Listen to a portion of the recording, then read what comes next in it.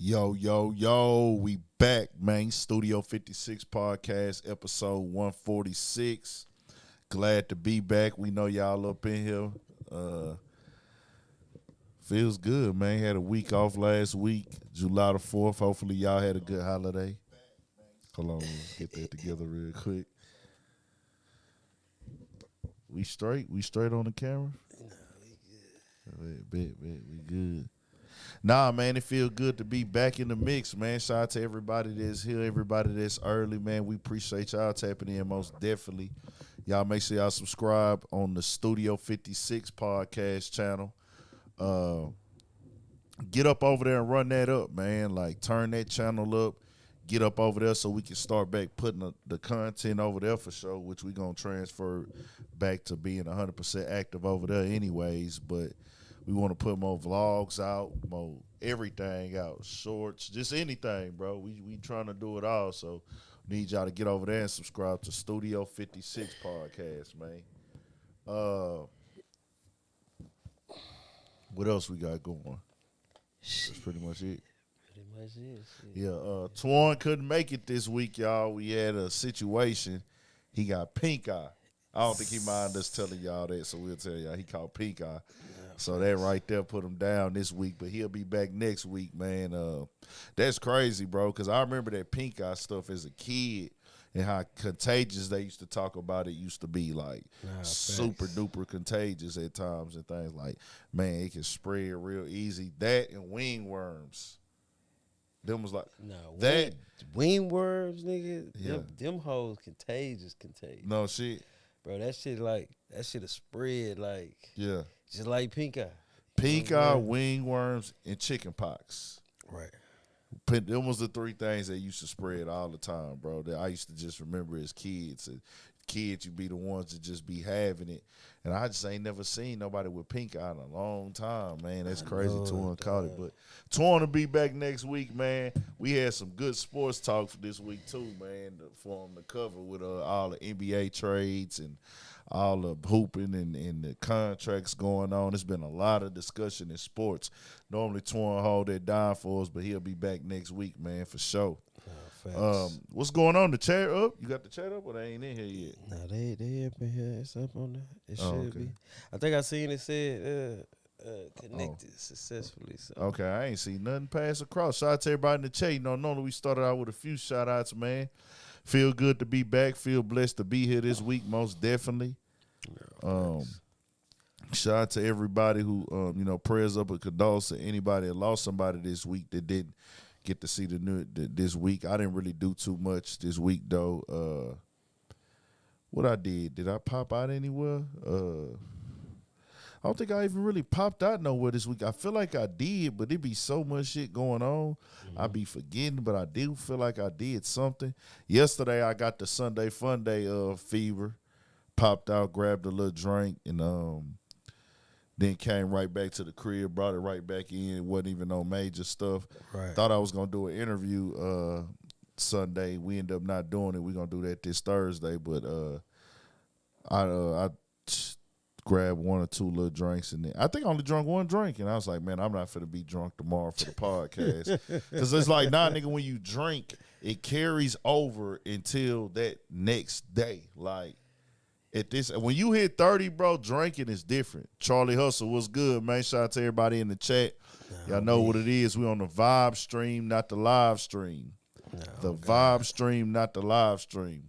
Nah, when you drink after 30, bro, really, yeah, after 30, when you start drinking, it's like, damn, bro, it's like, oh, man, nah, straight up. I'm like, man, it get crazy. Like, I wake up at the 12, 1 o'clock. I'm like, oh, shit. I think it depends on how much you drink. Yeah. Or how much sleep you had that night before the drinking. All that be playing a role. You just don't feel the energy. I had a crazy schedule this morning. I think I woke up at like 5 or 6, and I stayed up.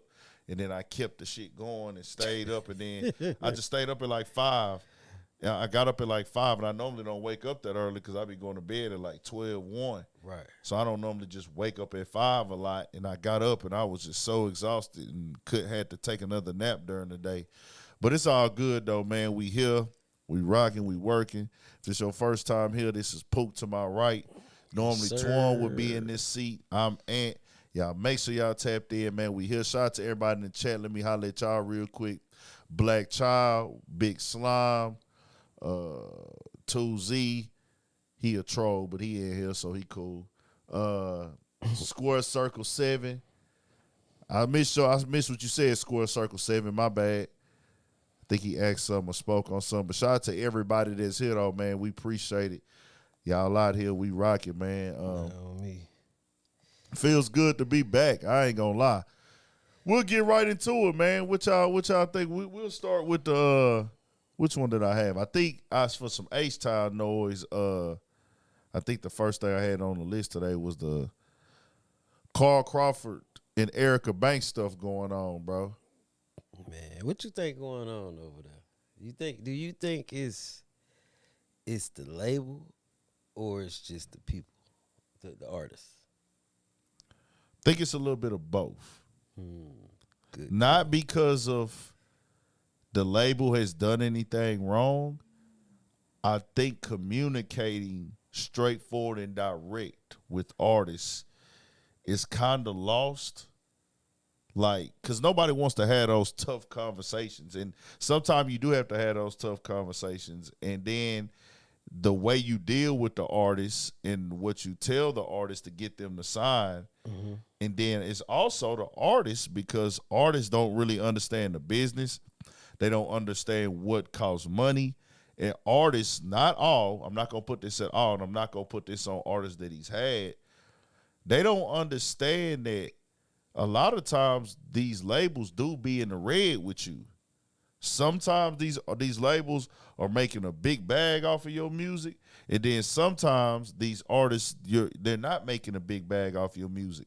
So when a label gives you $100,000, let's just say, and I don't know Erica Banks and Carl Crawford situation, if they give you $100,000, they're not looking to make $100,000.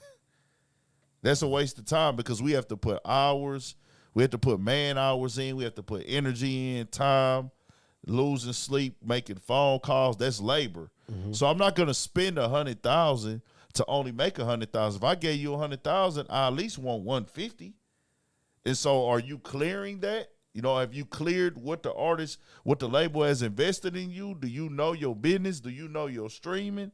Do you know this? And then as a label, if I had a label, I would be having those conversations with the artists regularly. Like, hey, 3 months, quarter went in. Let's sit down and have a meeting so we could get up to date, all finances, all this, all that. Mm-hmm. And a lot of people, especially in our community, don't want to have them conversations. Man, I think you're totally right about that. But you know what I think too, bro? See, everybody want to be partners and friends first. Yeah. You know what I'm saying? So that's what make them conversations be awkward when they feel like, oh, this my nigga, this my, you know what I'm saying? Like, I think that's a big no-no. You know what I'm saying? When it comes to the artists and the labels and shit. Because if you look at, like, the bigger labels, like, that shit is dead. Like, nigga, this is business. And you can tell because of how shit move over there with the bigger labels. You know what I'm saying? Like, but with the independent joints, it's like everybody, they all friends and partners, lovers, all that old weird shit. You know and that makes people not respect the business, because you might not, and I'm just speaking in general, because Carl Crawford has said himself that Erica Banks is in the hole. That's what he says. Mm-hmm. He says that he hasn't made any money, and then he spoke of like $500,000 in the hole. He said, I ain't gonna speak on the other situation. They be wanting to take me to court and everything that. Right. But when you do these things and they see how you moving as black people at times, they already gonna judge you with like, well, nigga, you ain't on business, nigga, you ain't doing this, nigga, you outside, you out in the mix, you taking pictures, you clubbing, you partying. So, nigga, I feel like you got it, nigga. Right. You owe me, nigga. Like, you know what I'm saying? Right. That's what they might think. I'm not saying that's what it is. Right. I'm just painting different pictures. You feel me? Right. That might not be what it is at all. But that's how people gonna think, because we automatically think, oh, the white man is the one to go to, because they gonna be strictly suit and tie with you. They're gonna speak all this technical typed up paperwork language. And you gonna look at them as I gotta do what they say. I work for them. I think that's that old. That's the conditioning. The slave. Shout out to Dame Dash, bro. Master, yeah. And slave mentality. Yeah. So that shit play a big role in any and every situation, even everyday situations. You know, the conditioning. That conditioning is so serious crazy. and deep, bro. Because once you get conditioned to feel that way, when artists sign with the label, artists feel like not the black label. Artists go to the label and they feel like I work for them. Then a lot of times though, people they expect too much. Yeah. You know what I'm saying? Especially in our community, they want the end goal results without putting in all the work for real. Exactly. You know what I'm saying? Everybody want to skip over. And you know what I'm saying? And I want to say this for Carl Crawford's case, which I don't know no contracts. I don't know how to read contracts. I would have to get a lawyer. I don't think people, when they say that he owes them money or he's robbing them, I don't know his finances, but that nigga made a lot of money playing baseball. Man, what? This nigga's a like super up nigga on the baseball side of this. So this money that unless he didn't blow through his shit, but I seriously doubt it. Like, I don't think he could blow through that shit that quick. So I'm like, when people say, oh, nigga, you owe me this, you owe me that, it's like, nah, I don't think so, because the shit that the looks that these artists be having, he's paying for those. Bro, then you got to think with a female artist. Yeah, that just to keep them up alone is a ticket. You know what I'm saying? $30,000 a month. You know, maybe depending on like they weave, make maybe more than that. Who knows? It just depends. You know what I'm saying? All that type of shit. You know what I'm saying? They want the best outfits, quality, this, that, and the third. You know what I'm saying? Outfits, hair, makeup. This shit is prepping, as opposed to a nigga. You could just go get a nigga outfit and he's straight. You know what I'm saying? Nigga can really play. A nigga can really play the same pair of designer shoes 4 times a month if he a rapper. You know what I'm saying? 5 times is for, just depends on how he stretch his shit out, nigga. Right. You ain't gotta have a $20,000 maintenance fee as a man. Then you could black tee. Motherfuckers don't understand that shit add up very quickly. Quick. You know, and if the label is documenting every time they buy you some shoes, and that's what people don't understand, they spend all this money with these labels or under these teams, and they not really realizing like all that is being calculated. Every studio time, every dollar, every engineer fee, every song getting mixed and mastered. People ain't asked the labels to look up the books. So when sometimes they get in the hole, they be like, "Hey man, well, you owe us money, nigga. Look how much you done did." We all seen the movie with that nigga pulled the books out on pot, Suge Knight. That's the infamous moment right there. Oh God. And I'm not, and shit, you should ask him for the books, because like in Big Sean's case, when he opened up the books and audited the label, they owed him money. Chamillionaire also. Yep, Chamillionaire too. Exactly. I think it's just a form of communication, but I don't want to ever put it out there that Carl Crawford is out here stealing from his artists. I don't think he's stealing from people. And see, that's the thing, like the headlines and shit, how people write up shit and make shit seem, they make it seem that way, but not, and really not even knowing really what the backstory fully is. You know what I'm saying? Then everybody gonna pick a side. You gonna pick her side. You gonna pick his side. Yeah. You know what I'm saying? Because at the end of the day, it's like we saying, like, bro, it's a lot to. Like, you gotta really have a budget, bro, to get behind the artist, push an artist, and get them to the next level. You know what I'm saying? And if your shit ain't just doing what it's supposed to, then it's kind of like a nigga be spinning their wheels with you. And then how much of it too is like you seeing that nigga face?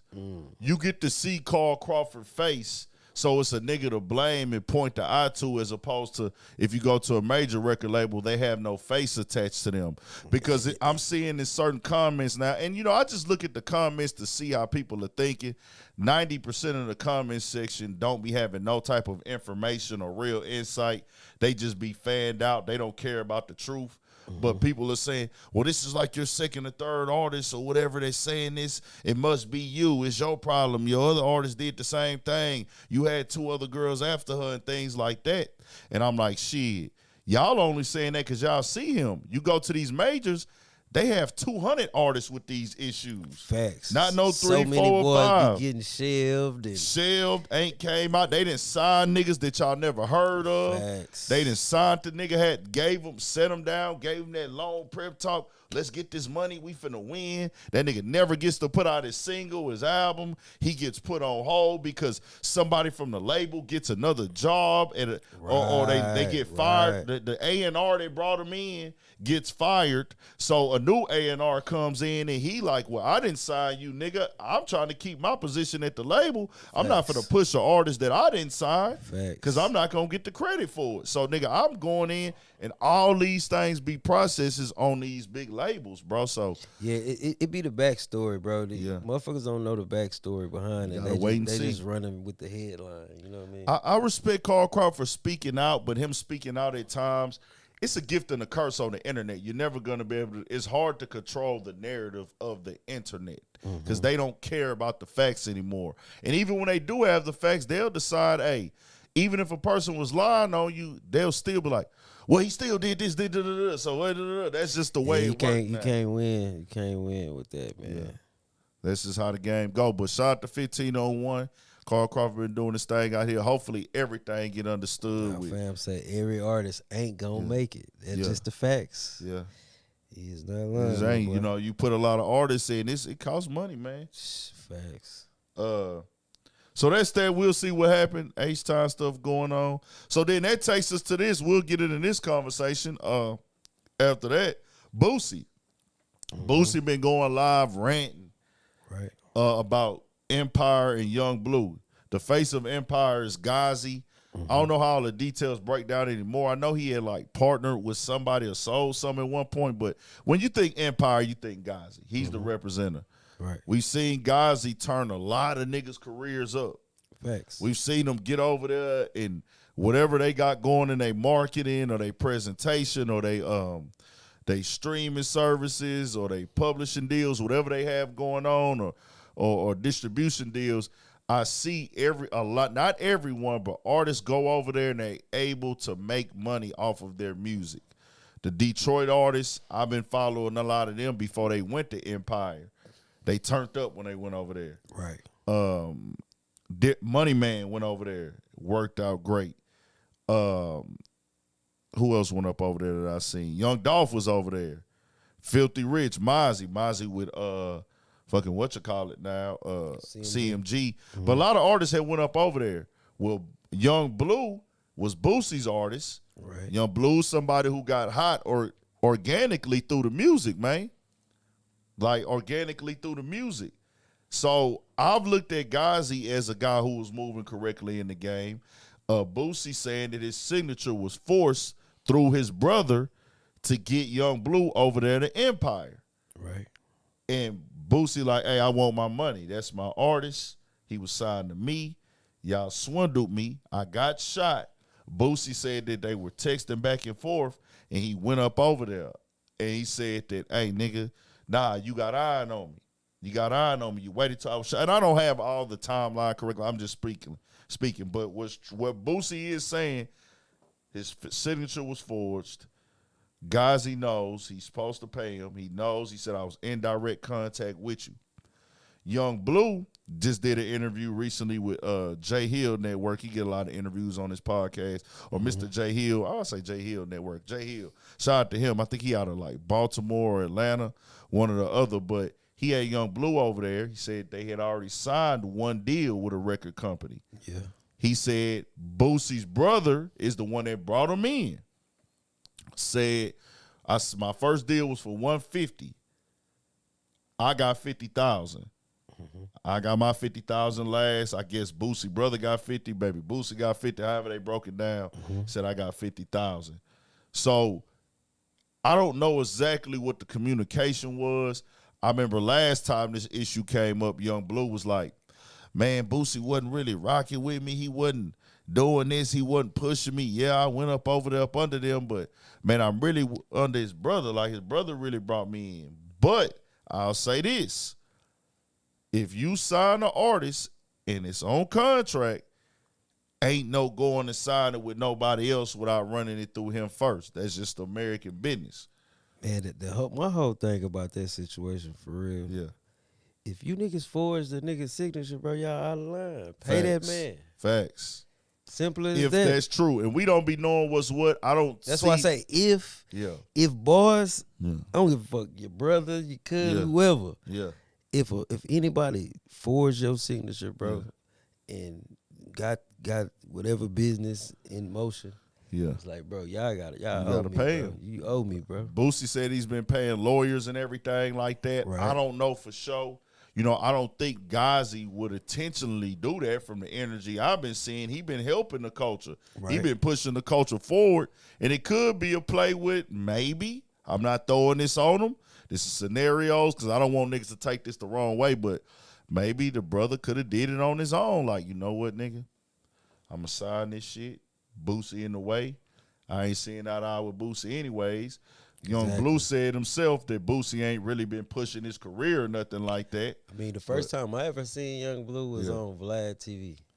And that's an interview that Boosie got him back in the day. So he taking a lot of that, like I got you the Vlad interview. And I think Young Blue, and I hate when I don't be having it right there in front of me, but I think Young Blue said that was like one of the only things he did for him. Right. Was get him a Vlad interview, supposedly. And I think he announced that he signed to him, but that was it. Like, you know, we got the deal, but I had to go grind my own career up. And that's another thing. I'll say this. Business is business. But artists that sign to artists, sometimes when you sign that paperwork, you might feel like they don't owe you. And I get how you feel. It's fucked up. Because I'll be honest with you. If I'm a nigga, you gave me 50,000 and I turned my career up, but you ain't really been pressing my music. You ain't been posting my albums to your Instagram. You ain't been posting my singles. You ain't been in the studio with me. You ain't been helping me pick my songs. You ain't been checking on me. You ain't been fucking with me. But I'm out here grinding. But he did say his brother brought him in. Exactly. So it's like, you gave me a platform. That's a lot. That's a lot. The platform. But I'll say this as a creator, and a nigga feel like, hey, bro, I ain't talked to you in 8-9 months. Mm-hmm. The bag coming in, nigga, you got your money already. Nigga, you got 50,000. You got the streaming, the percentage off your streaming for that last music. Why would I come sign another deal and include you in it, nigga? I don't need you no more. I'll pay. That's how artists gonna feel. I'm not saying it's right, but that's how a nigga gonna look at it. Like, hey, bro, you ain't been pressing my music. You ain't been posting me on your Instagram.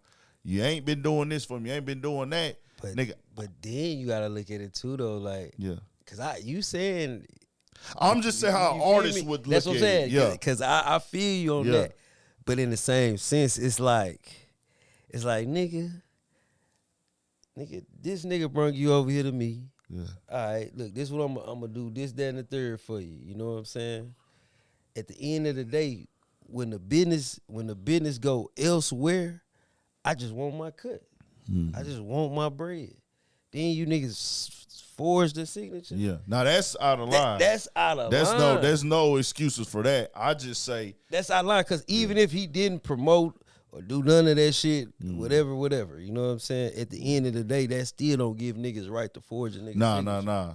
And that could be allegedly. I'm just throwing out scenarios, y'all. I gotta keep saying that. The brother, and from what I've been getting from it, like if the brother did do that, like nigga, that's like one of them situations that's really between him and Boosie. Exactly. And not really Ghazi. Not Ghazi, yeah. You know what I'm saying? Ghazi just did the business move. Oh, you got a signature over there. I don't give a fuck. Get that money up out that nigga. Yeah. I done did my part. My shit looking good. You know what I'm saying? Exactly. But Boosie's like, Ghazi, no. Like, you know I ain't signed that shit. But I don't know. I don't know what's what. I just know going to the internet about it, you know, we talking about it, but it ain't gonna get nothing solved. Unfortunately, that shit got to get solved in the courtroom. But I understand the elements of it, and that's why I like to be a clear communicator with people. What we doing, what the plans is. It's like sometimes artists will just bring niggas up under them to make them look like more of a boss. But, you know, and paperwork sometimes ain't necessary, and it work out in niggas' favor where they don't gotta sign contracts, and it has worked out in a lot of niggas' favors. For real. And then it be a lot of niggas would have not having the paperwork. It be the thing that makes the loyalty just like, hey, nigga, well, you ain't got no paperwork on this nigga. He didn't win and secured a $2 million deal off your name, and you ain't get jack shit. You know that verbal contract, it can get hit. It can hold up in court. In certain places. Yeah. I damn near think that's how I worked with Jay Prince and them and Drake. That was a verbal agreement. You know what I'm saying? Like that shit can get held up. Yeah. You know what I'm saying? Like, hold on, sure. y'all had a verbal contract, so that's just as good as a written in certain situations, especially in or in a the handshake. industry. A handshake. You know what I'm saying? It's Yeah. like if both parties agree, Yeah. and it's verbally spoken on, and you can backdate that shit and backtrack. You know what I'm saying? Yeah, I believe in clean business. Could be like I said, they felt like Boosie was gonna want to take a big piece of the pie just because he got the name. You feel me? Which you know that's how niggas do. I probably shook that camera right there, huh? Nah, you good. But what I was finna say, but at the end of the day, Boosie is the owner of the record label. Facts. I don't Big know facts. what the significance of his brother's role is Yeah. for real. Mm-hmm. But shit, he the boss man. You know what I'm saying? Right on. So nigga, Boss man gotta get where my paid. buddy at, nigga? Nigga, You know I ain't what with I'm the saying? finessing in the play. I just believe in direct communication on this level. And that's why it be hard for me. Like a few artists over the years have, hollered at me about working. I just be like, bro, I got to get in financial position and get in my lifestyle position before I really dedicate all of my time to an artist, bro. Like, because it's so much shit that come with this industry. Like, even me just learning and dealing with people that are in the industry or just not really in the industry, just, they are moving around different levels and shit. You see how this shit be going, bro, with niggas and relationships and backdoor moves and da-da-da. That's why I be like, bro, I be trying to really keep it just player cool with everybody. And you gotta watch what you say, and you gotta know everything you say to somebody in the game, you better be willing to stand on it. In front. Exactly. Don't say nothing behind no nigga back that you won't say to no nigga face in this motherfucking game or this business. Don't text no nigga nothing that you don't want the world to see in this business. We seeing more and more now. More DMs, more all that shit is out there, bro. Like, niggas is exposing phone calls, DMs, all this shit. So this is the business we playing now. Watch other people's stakes and learn from other people's stakes. But we'll see what happens, man. Hopefully Boosie, Gazi, and Young Blue and everybody get this situation worked out. Boosie been going in on about it, so that's why I was like, let's talk about the business side of this game, because it's a good conversation to have. And speaking of Boosie, man, let's transfer over to this. Usher. So I brought up Boosie because we'll get into his comments on this Usher topic in a second. Man. But KeKe Palmer and Usher popped out this week. Mm-hmm. Usher been doing the residency thing in Vegas. Sure enough. Everybody been going crazy. Usher's the legend. True player for real. Situations. Ask my nigga for real here. Will arise. But bro, hold on. Before you even go, look, did you see the multiple pictures that's been floating around, bro? What'd you say? I said, have you seen the multiple pictures that's been floating around though, of them at the actual venue? Them as in who? KeKe and Usher. Oh, I didn't need to see the pictures of them. No, bro. They got a pitch. They got this. Well, I seen it earlier. This is the first time. Like seen out it. of the performance element. Like she had her phone and that nigga was looking. That nigga was looking at her like, you know what I'm saying, looking dead at her. Oh, you know what I mean? It's Them so cheeks, crazy. Boy. I was sold as the line has been crossed from the performance side of it. Come on, man. So it's so many elements and factors to this conversation that I don't know. Hold on real quick. It's so many elements and factors to this conversation. Shout out to my boy. I ain't gonna lie, boys, everybody was sitting up there tripping it with Buddy, but I've been saying this shit since it first happened. Nigga, when you first bring it up, I'm like, man, I'm gonna be real with you. That shit, that nigga ain't wrong for that shit. So I forgot what day this was the 6th. So this was like Thursday or something, or Wednesday? Thursday. When was the 4th? The 4th. 4th was Tuesday. Yeah. So this was the 5th or the 6th, I think. So, bro, when I first, I never watched the video. I just seen the discussions online, bro. That nigga ain't see. I just seen the discussions online. I see it trending on all the blogs. I didn't really give two shits, bro, to be honest with you. You know what I'm saying? I'm like, it's KeKe Palmer's Usher. That's that relationship shit going on. So I didn't even watch the video. I just seen the images. Right. I didn't really tap into it. Right. And even when we talked about it, we was on the line with AC when we talked about it on Friday, I still hadn't watched the video. Right. Bro, I just watched the full video Saturday. I went live about it. When I watched the full, did I watch it Saturday? Yes, I watched the full video Saturday. So I didn't even watch the full video for the first few days. I'm like, let them females do them, this, that divide in the black community, black women versus black men, who cares? But when I saw the full fucking video, bro, I said, oh no, the line was crossed. Bro, he was all up on that man, woman, man. Bro, the looks that she gave, he had her hand on her waist. Like, bro, that's how I kiss women. Like, when I kiss a woman, I put my hand around the back of her waist, the same position that Usher had right there, and I grab her by her neck. That's how I kiss women. Bro. That's the start off of my kiss move. Now, of course, I'm not going to force that on a woman, but I'm saying that gesture is what starts it off. Grabbing a woman by her waist is a turn-on thing to me, bro. Like, I don't know. Man, I just feel like that boy should have kept that shit respectful, bro. You know, she got a nigga. She just had a baby. That shit went everywhere. So I know you seen it, nigga. Yeah. You know what I'm saying? Yeah, you an industry nigga too. You motherfuckers messy and be gospel like a motherfucker too. You feel me? So I just feel like the boy was out of line. You know what I'm saying? Yeah. She showed the cheeks. She was out, ass out. You know what I'm saying? Everything of that nature. She was turned up.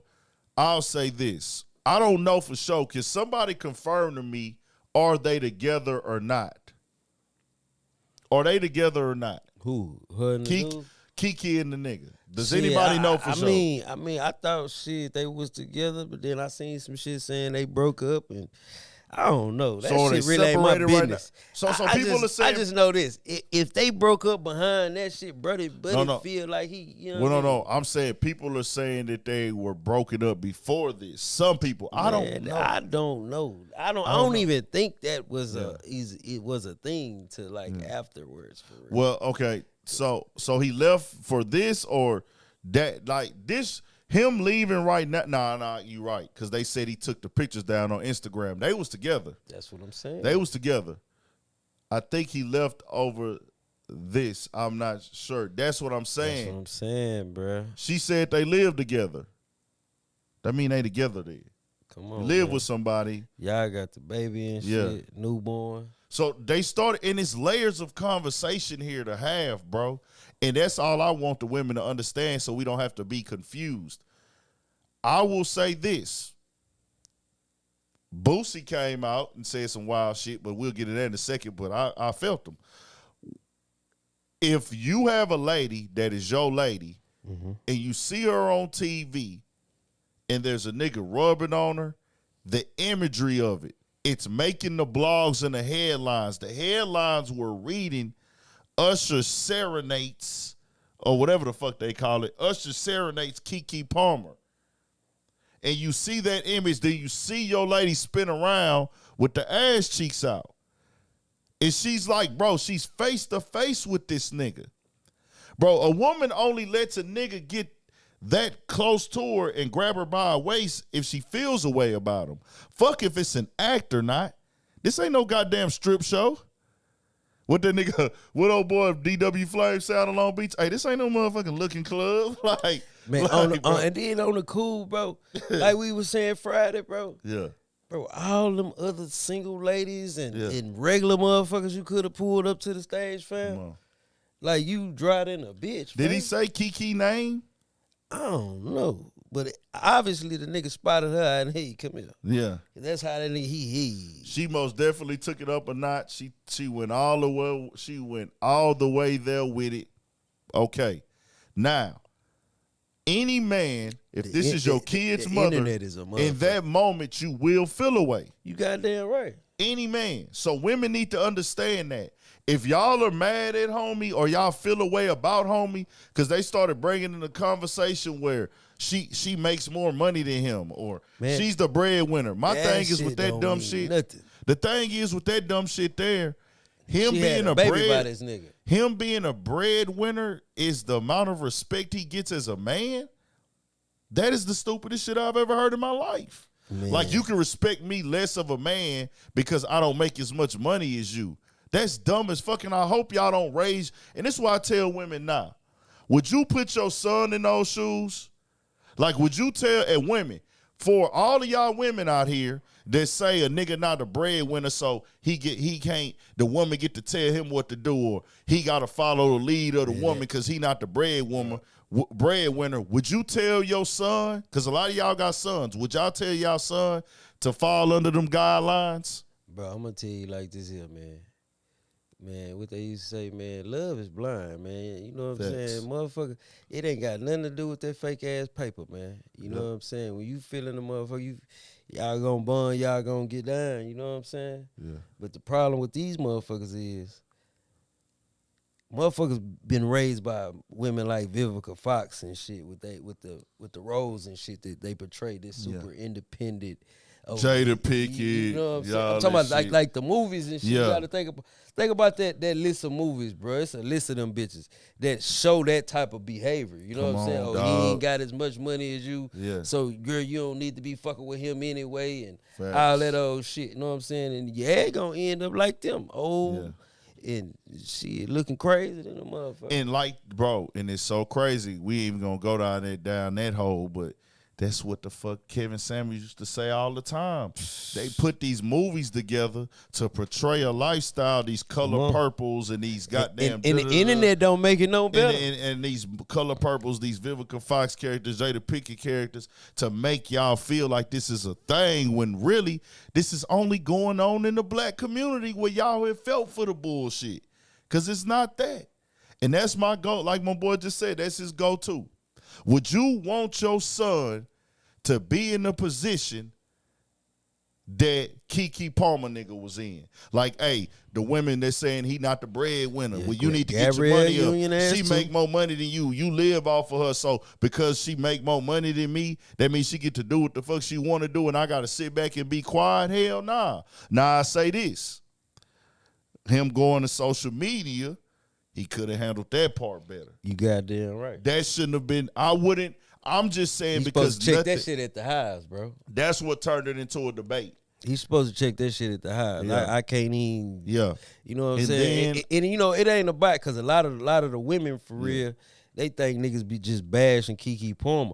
I don't even blame KeKe Palmer. I don't even blame what she was wearing or none of that shit. Yeah. You know what I'm saying? Because I understand that this nigga Usher. You know what I'm saying? He played a role in it just as well as her. She went out to have a good time. He showed her extra good time. Facts. You see what I'm saying? Extra. XXX damn near. So I really, you know what I'm saying? It is what it is. But like you said earlier, everybody seen that shit. That nigga seen that shit. That nigga felt the way. He spoke about it. Now, he should have probably kept that shit at the house. You know what I'm saying? Between them, you know what I'm saying? But he probably did. He probably don't want shit to get physical. You know how that shit can, you know what I'm saying, go up real quick. Oops upside the head type shit. Then a nigga in trouble. You know what I'm saying? So, and then you got to think, like, that shit was done in the public. You know what I'm saying? Everybody already know about it. It was viral. It went viral. That's what I'm saying. Everybody already know about it. And he made it go even more viral. So, yeah. Because every woman started giving this feedback. Oh, she's not wrong. She's an actor. Man, they ain't in no goddamn movie right there. Nah, talking about she an actor. Nigga, she not in. That's why you never date an actress then, nigga. Because you don't know if that bitch for real or not. Nah, for real. Nah, ain't no goddamn acting, man. We know what the fuck Usher been doing and what he sing about and how this nigga act. We don't give two goddamn fucks. These are my confessions here. Hey, If you want to act, go to Hollywood. Vegas ain't Hollywood, goddamn. You ain't told me about this movie role. This is a nigga in real life dabbing the sweat on his forehead and shit. Usher still, now you seen the memes popping up. Usher hasn't aged one bit. So I'm supposed to be the poster child of the nigga who got the dance by Usher in the moment on stage with Usher? Hell nah. So I say this, I can understand what KeKe, the thing with KeKe, I'll say this because of human and females. I just hope the nigga checked at the home and on the internet. Man, she gonna be right back in that damn. Bro, you know what I'm saying? They gonna be right back to what they was doing after all this shit over because that boy AC right too. Yeah, he right. Yeah. Oh God. Nah, facts, AC, and then Pete. I can understand why the mom thing, and that's why I say it's layers to conversation. When he said you're a mom. Whether she was right or wrong, and you can have whatever opinion you want, I will say this. I know she was hurt to have her child's father. No matter how many of y'all bitches think that he's a bum nigga, she still had a baby with that nigga. Right. So she loved that nigga. Young nigga slanging that ass. Yeah, exactly. You know what I'm saying? Exactly. Got her pregnant. Hey, y'all goddamn, listen, all y'all women in the comments, y'all complain as much y'all want to complain. Show as much support as y'all want to. All my single ladies out here that urge women to be single and crashed out and lonely like y'all. One thing y'all can't do, y'all can't give no hard, hot dick to no bitch with skin that feels and throbs. What them hoes be saying, throbbing. Y'all can't throb in nothing. So that's one thing he can do that y'all will never be able to do. All that support, whatever. She love that nigga. No matter what nobody say, she loves that nigga. Because she could have had that baby with anybody. Usher could have simply held her hand and sung to her if he was trying to do some shit. You feel me? But I said all that to say, in trouble, I will say the way she started responding and everything like that, her feelings were hurt. The way she started acting because he questioned her as a mother publicly. So I'm not saying he wrong or she wrong. I'm just saying I know any woman, no matter if they right or wrong, when you question her as a mom and she on the internet seeing it go viral, damn, my baby daddy just questioned my motherhood for my newborn. And I love this nigga no matter what. Like, that's how you know she even love the nigga even more. I mean, they say he ain't got money, which I don't give a fuck. Like, you know what I'm saying? That don't mean shit to me, but she fuck with the nigga. So, man, that's just what that is. But Boosie popped out.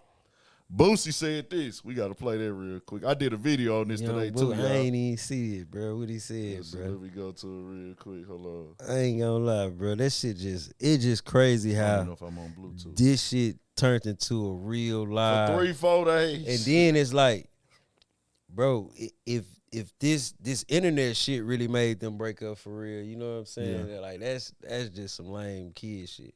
And the only time a nigga gonna say some shit like that is when a woman then said something and you gotta get your rocks off too, my G. You know what I'm saying? Like she probably said some old fucked up hoe ass shit to that nigga. He like, okay, I got something for your ass too. Yeah. You know what I'm saying? Well, I don't know if he wasn't there. I'm talking about between them two. Talking about before this? Nah, I'm talking about after, you know, when the nigga dropped the tweet. Oh, no, he dropped the tweet because it was on the internet. He wasn't there. Yeah, I'm talking about after he did. Cause I'm pretty sure they talked, nigga. Before he went to that motherfucker, I'm pretty sure they talked. Oh, he texted her on the phone or type something. Shit. Yeah. They talked and she probably said some fly shit and that nigga said, all right, bet. Got you know what I'm saying? Yeah, for sure. That shit crazy. Got you. So here we go. This is what Boosie had to say about the shit. Damn, hold on.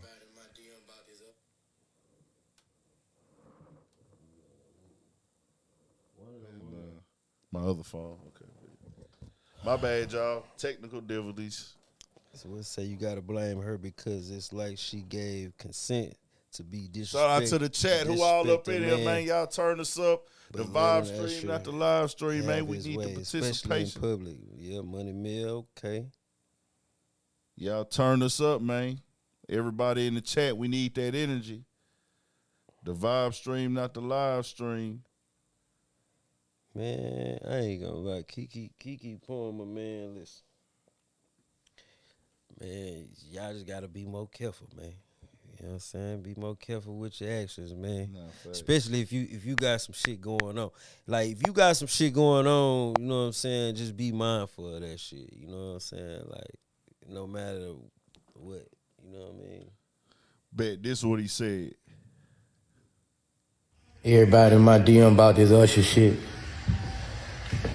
Man, y'all know Usher out the top, man. Usher ain't sparing no nigga, man. Usher ain't sparing no nigga, man. Y'all know he out his top. Y'all know he'll sing a bitch draws up. Y'all setting y'allself up, letting y'all lady go to that shit, man.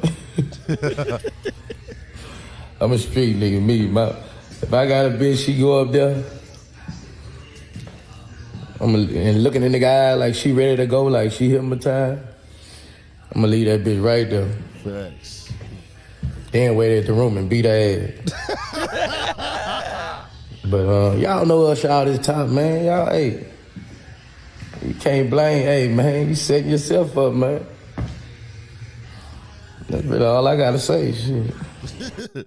So, what started Boosie getting hit up and DM'd and people in his comments, because like I say, all the women were attacking this topic. Boosie weighed in yesterday. That nigga went to Twitter and said, hey, man, that nigga Usher on the take your girl tour for real. Bruh, look what AC just said. Read what bro just said, bro. If shit was the other way around, if it was a nigga having Megan Thee Stallion twerk all over him, these women would be upset saying that nigga embarrassing them. He unloyal. He Facts. this, he that. You see what I'm saying? Facts. And he ain't lying. Facts. I'm talking about nigga walk in the high, fuck around, and get something thrown at him, some hard shit. Nah, you know what I'm for saying? real. Scratches Especially and shit if he out looked there like he on was nigga enjoying naked it. face and shit. Nigga, You know your what I'm saying? bitch would have been trying to study your print, see if your dick shot up, nigga. Come on, man. So I guarantee it, nigga, like straight up. But nah, that nigga Boosie responded. He put that on Twitter yesterday, and a couple blogs picked it up. I seen when he posted it. I was like, oh, shit, they finna get on his ass. So they started DMing him. So that's why he came out this morning and said that shit there. Right. Like, hey, fuck it, nigga, I'm finna stand on this bullshit. Like, Nah, but shout out Boosie. Kept it real, and he not really meaning beat his gal ass. He mean he gonna get on her ass. Then you'll hear a southern nigga say that, bitch, I'll beat your motherfucking ass. They not really finna beat you, you know what I'm saying? Some niggas do, though, but I don't think Boosie one I ain't of gonna them lie, niggas. some niggas would, well, Yeah. she wouldn't even make it out the parking lot. Nah, facts. Ike and Tina Turner on her. Nah, for real. Some niggas will drag they bitch out, nigga. Yeah, Cold man. lick, man. So, Keep your hands to yourself, man. God damn me. Nah, facts. Trey B is good point. We just talked about that. We seen how, and they tried to change the story. We just seen how JT reacted to Uzi about a picture and sitting next to a through a nigga. phone, calling him a bitch, and all type that of whole shit. ass shit. I ain't hear no women saying, oh, she doing Uzi so wrong. Da, da, da, da. See, y'all females got to get y'all shit together. Y'all want the double standards to always fall in y'all favor. Lying, fam. Good that point. Show did The happen to Biz. that boy. Good point, nigga. Man, that shit crazy. And that shit, there was nothing like goddamn the situation with Usher. He wasn't touching her. He wasn't holding her. Man, that nigga took a fan picture. That was fan etiquette. Etiquetely done correctly as a fan and a hip-hop artist who are co-workers. She was right there. This nigga at the highs. Facts. You see what I'm saying? And she acted a plumb fucking fool out there. Goddamn fool, boy. Man, that shit is cold, crazy. Man. But yeah, we'll see what happened with that, man. I'm pretty sure they'll get over it. Y'all work that out. Y'all got a baby together and everything. Nah, like for that. real, man. Let's see what else we got going on. Oh, real quick, I did want to shout out Serena and Venus Williams. I want to make sure I saw this pop up in my timeline twice or across the headlines, and I just thought about it, and I said I need to speak on this and just get them that it was dope. They the first black women to be owners on an NFL team. Nah, facts. They in 2009, they bought into the Miami Dolphins, and I don't know what their percentage is. It doesn't matter. They own part of the Dolphins, and they it was 2009.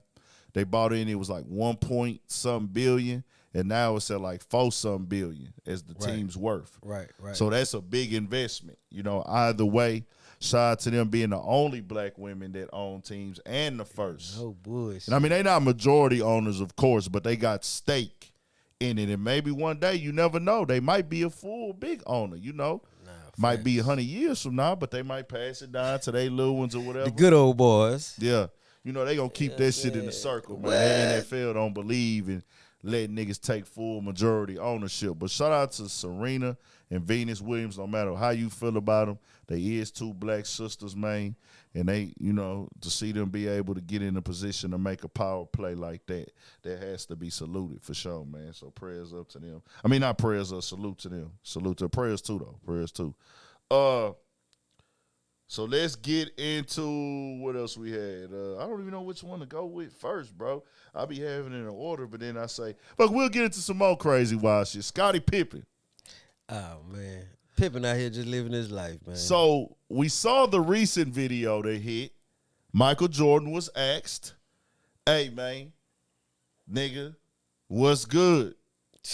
Nigga, Jordan out there Italy. Jordan out there Italy, a friend to one of the motherfuckers overseas coming out, walking out the spot, got his little young thing on him. He gonna keep him some Caucasian. Now he probably done with sisters. He keep him a Caucasian thing on his ring. You know what I'm saying? So he red-eyed devil, nigga. They asked him about Marcus Jordan and Larsa Pippen. And he ain't say nothing at first. So the reporter pressed the issue again. Do you approve of that? That nigga Jordan said no. And hopped in the truck, didn't say nothing else.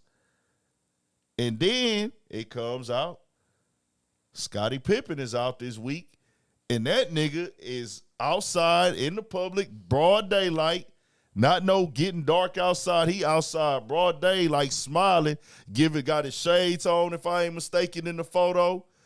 Over the car leaning, paparazzi catch him. He got his bitch in the back seat, nigga. Come on. I can't tell what she is, but she raised up her shirt. They like, man, she got on a granny bra, nigga. So what? It don't even matter. That nigga Scottie Pippen turned, nigga. Nah, she in the back seat. Now, that might mean that Scottie Pippen had one in the passenger seat, so she had to get in the back, but she flashing in the back seat. Then he pulled off the lot. That nigga threw the deuce up out the window, nigga. Chunking up that deuce. That nigga Scottie Pippen, y'all got him fucked up, nigga. Nah, oh, God. Now, they said that Marcus Jordan, they said something back. Hold on. I don't know if that's true or not. I ain't gonna lie, man. You know, to each his own. You feel me? Like, motherfucker do what they want to do. She a cougar. She like the young nigga. It is what it is. You know what I'm saying? So the only thing is with that, why would Jordan say no? Because we haven't heard Scottie Pippen speak on it. We haven't heard Jordan speak on it, which I wouldn't. Hell no. So Jordan said no. He could have easily said nothing. He chose to say no. And Jordan, we've heard, I don't know, I ain't never talked to him, that nigga can be an asshole. Facts. That's what I've heard over the years. And when you think about it, I understood why. Larsa Pippen has been doing nothing but telling all business that Scottie Pippen has going on. She's trying to sell reality TV. A bunch of cap shit. She telling all the sex stories. Oh, we used to have sex 4 times a day. But these are making headlines. She ain't shit without that attachment to Pippen. She ain't nothing but another old white woman getting knocked down by a young nigga, no matter who it is. You know what I'm saying? Without the attachment to Pippen, for real. Like, and now she bitch, got who Jordan. are you? So I feel like by Jordan saying that, he did what most fathers won't do. Most fathers won't tell you or say it publicly like that, I don't approve. And when I thought about it, I was like, he really doing what a nigga supposed to say. Like, man, I see what she doing. She chasing clout. She chasing clout. Even if she ain't chasing clout, she's not a very good decision maker. Like, it ain't even just about the age bracket, but son, I don't want you to get jammed up with a lady who has just milked her ex-husband, which was my teammate. She a whole different generation than you. She done milked him for half of his retirement. I don't want my son to be with somebody like that for the long run. And it seemed like he ain't just having fun. It seemed like that nigga taking it serious. So he probably was. And then she talking about, yeah, the family wants us, The family wants us to be happy. You know, they don't say anything. It's not that weird for any of us. And da-da-da-da. And Jordan probably like, man, you ain't speaking for me. Just because I didn't tell you I don't approve, don't mean that I do approve. I don't know. But Jordan made it very clear. Let me see if I can find what that nigga Marcus say. Chad, what's the good, man? Chad, what's good? Let me see if I can see what Marcus Jordan had to say about that comment. Shit, you say everybody said no to her and Jordan's son. I mean, shit, that's their opinion. I don't give a damn. You know what I'm saying? They shit, fuck like rabbits. I wouldn't give a fuck. You know what I'm saying? It just kind of weird, though, that this nigga was at your house when he was a young nigga, and then, you know what I'm saying, you end up fucking him some years later. Like, that's some weird shit. You know what I'm saying? Yeah. Now, just imagine, like, if Pippen was doing this, if the shit was, like, reversible, you know what I mean? Yeah. That shit would look like some weird shit, too. You see what I'm saying? Yeah. So it just, I don't know, bro. That shit just weird, bro. She said that he approves. They saying he approves. Who? In an interview with Entertainment Tonight, the couple is surprised by stating that they have the consent and approval of Michael Jordan. Man, you know Jordan's like, man, I don't give a damn what you do, boy. Go on. Yeah.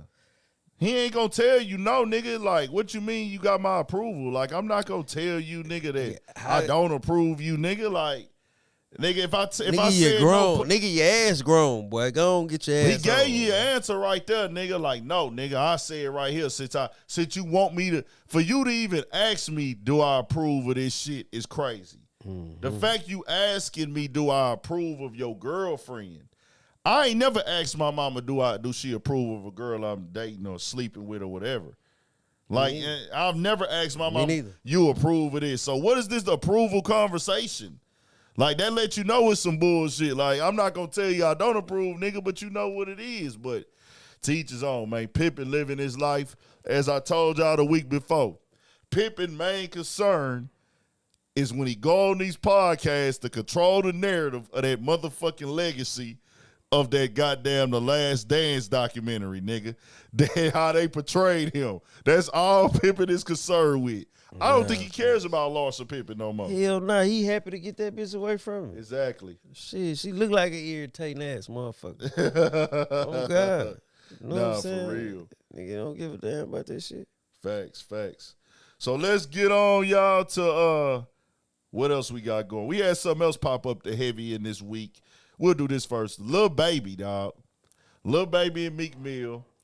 Talking about the picture shit? The picture shit. Man, come so on, man. We'll talk about it quickly. Hey, what he said, didn't he respond to that shit? Bro.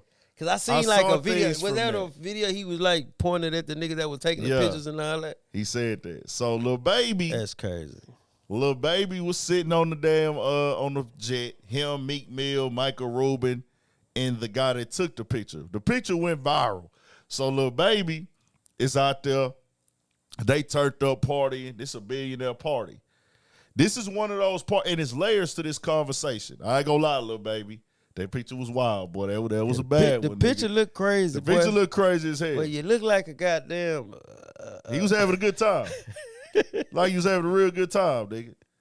He was having a good time. Ain't nothing wrong with having a good time. We all have a good time, but that was the black cream feeling. Look they said, reverse Oreo, nigga. They was going in on them online. So, oh, God.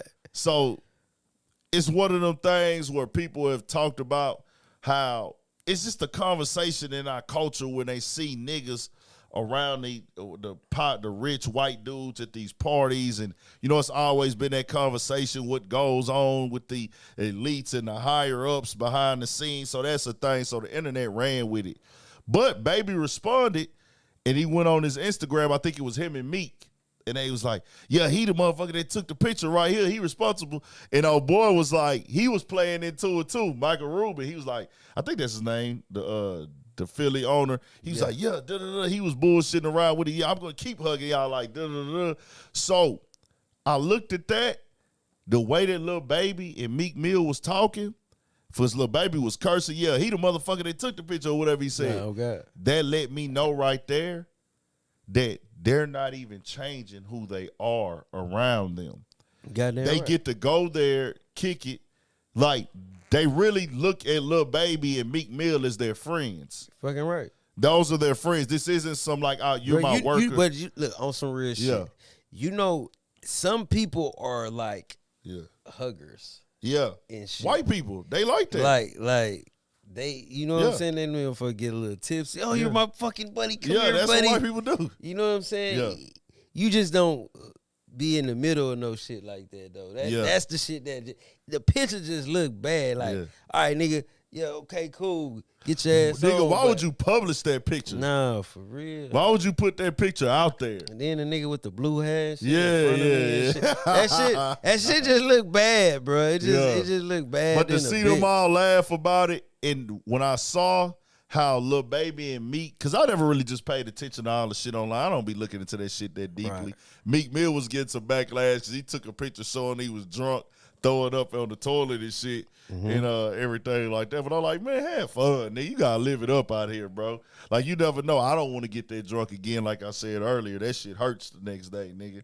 But Meek Mill and him, the fact that they be around him and they not putting on the white face, they not, hey, yeah, man, da-da-da. Nah, them niggas on there talking like real niggas. That mean he's fucks with them for who they are.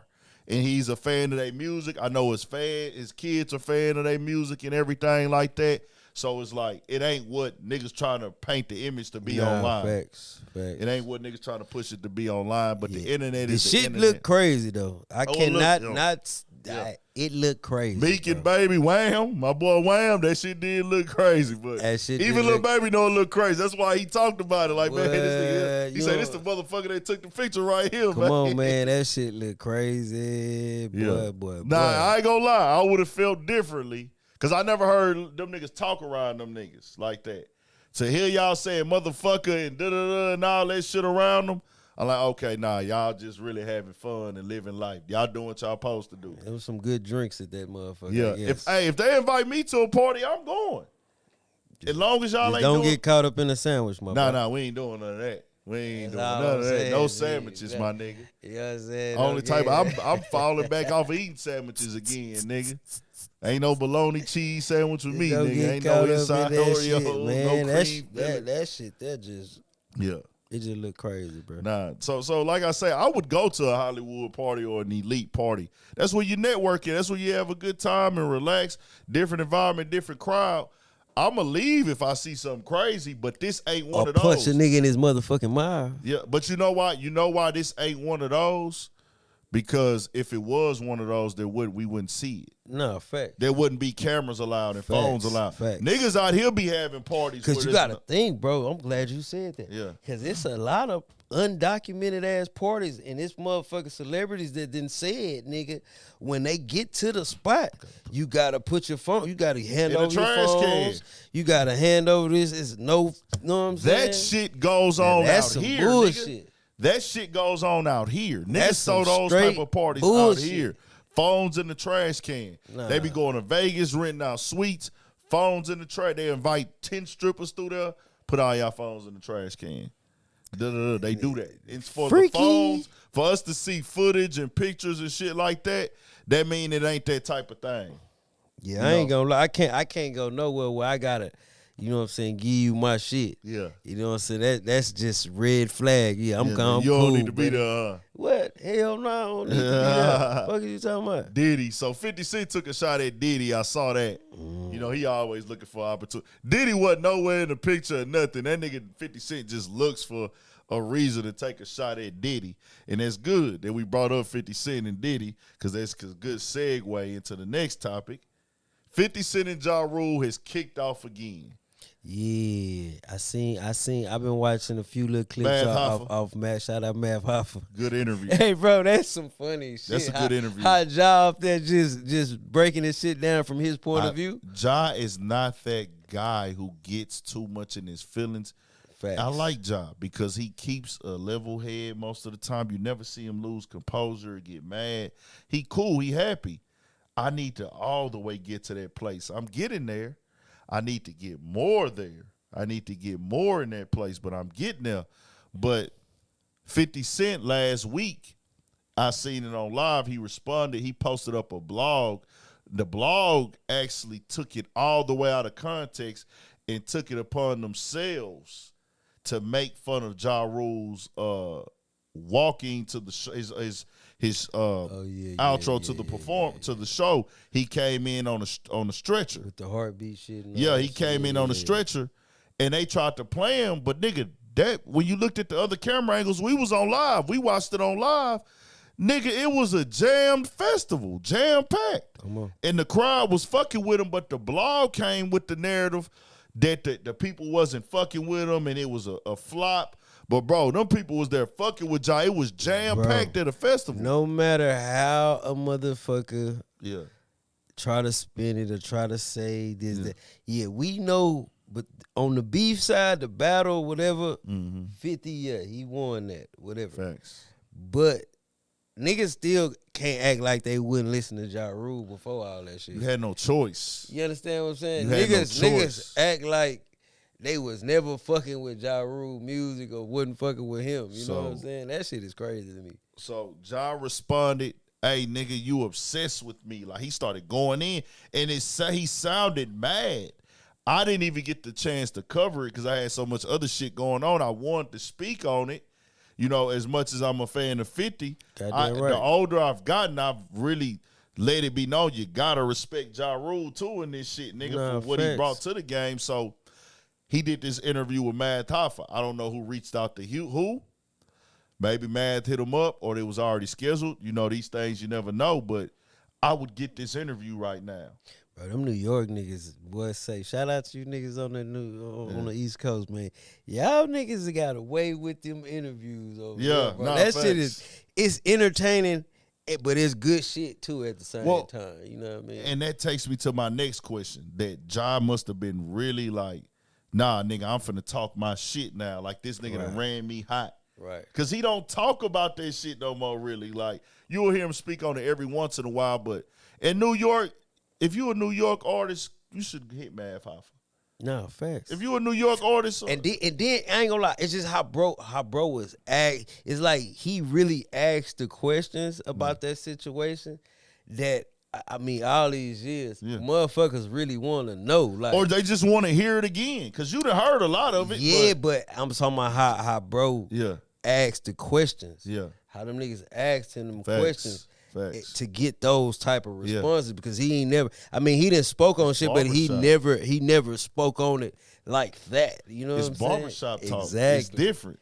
It's a different when you got 5, 6 niggas sitting around politicking as opposed to me sitting on the interview couch with somebody who got a platform and it's like a white guy. It's like, oh nigga, I came in, nigga, like I'm really in the barbershop. I sit in the barber chair. Nigga, man, y'all got alcohol in this bitch. I probably done smoked one outside before I came in. Nigga, we in this whole politicking, nigga, like how we politic at the barbershop, nigga.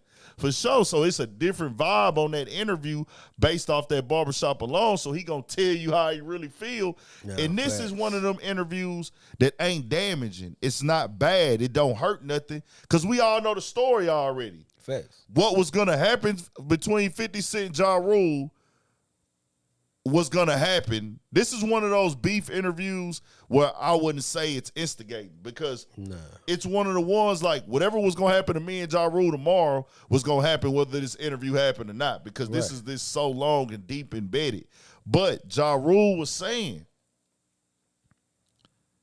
a whole different side of the story. Y'all should watch that. Nah, facts. But and niggas not, you know what I'm saying? Like I said, he's speaking his truth. I ain't saying it's the truth. Yeah. He's speaking his truth. You know what I'm saying? Fucks with 50. Nigga just never heard him speaking that element. And that really showed me if you are an artist who has a legacy, these interviews are important. Because you get to tell your legacy to the new generation. Facts. You have to refresh us on things because people can rewrite history. 50 Cent. I would love to hear an updated 50 Cent interview, nigga. Bro, that would be epic. Because you know 50 that nigga. Yeah. You know what I'm saying? Regardless, You know what I'm saying, motherfucker? You know, Facts. lot of niggas dick ride. You know what I'm saying and shit, Yeah. and be trying to downplay the other side. It's Nah, two sides yeah, to the nigga, story. it's two sides, You feel yeah, me? facts. But we know nigga 50 that nigga. He killed on. shit.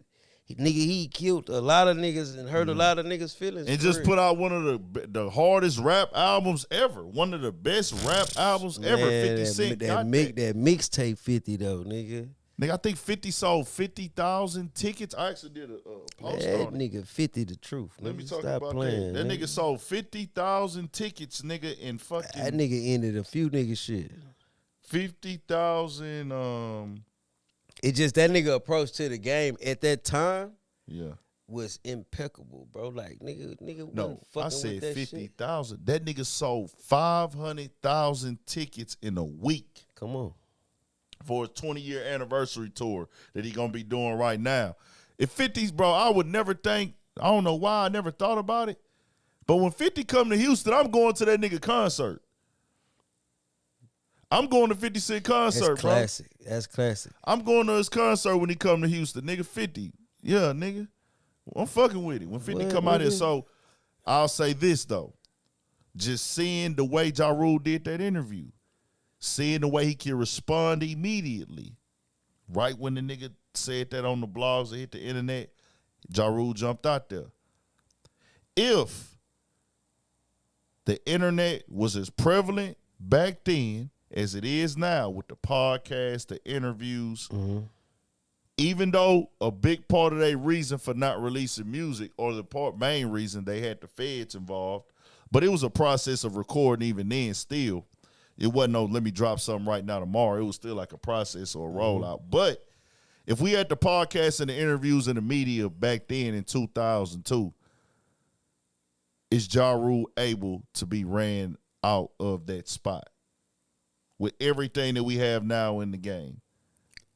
It'll be a better. He would have had a better fight, I believe. Even if he would have lost some steam. I'm talking about like as far as responding Facts. and the back and forth. It would have been. I mean, it could have. Look, put it like this.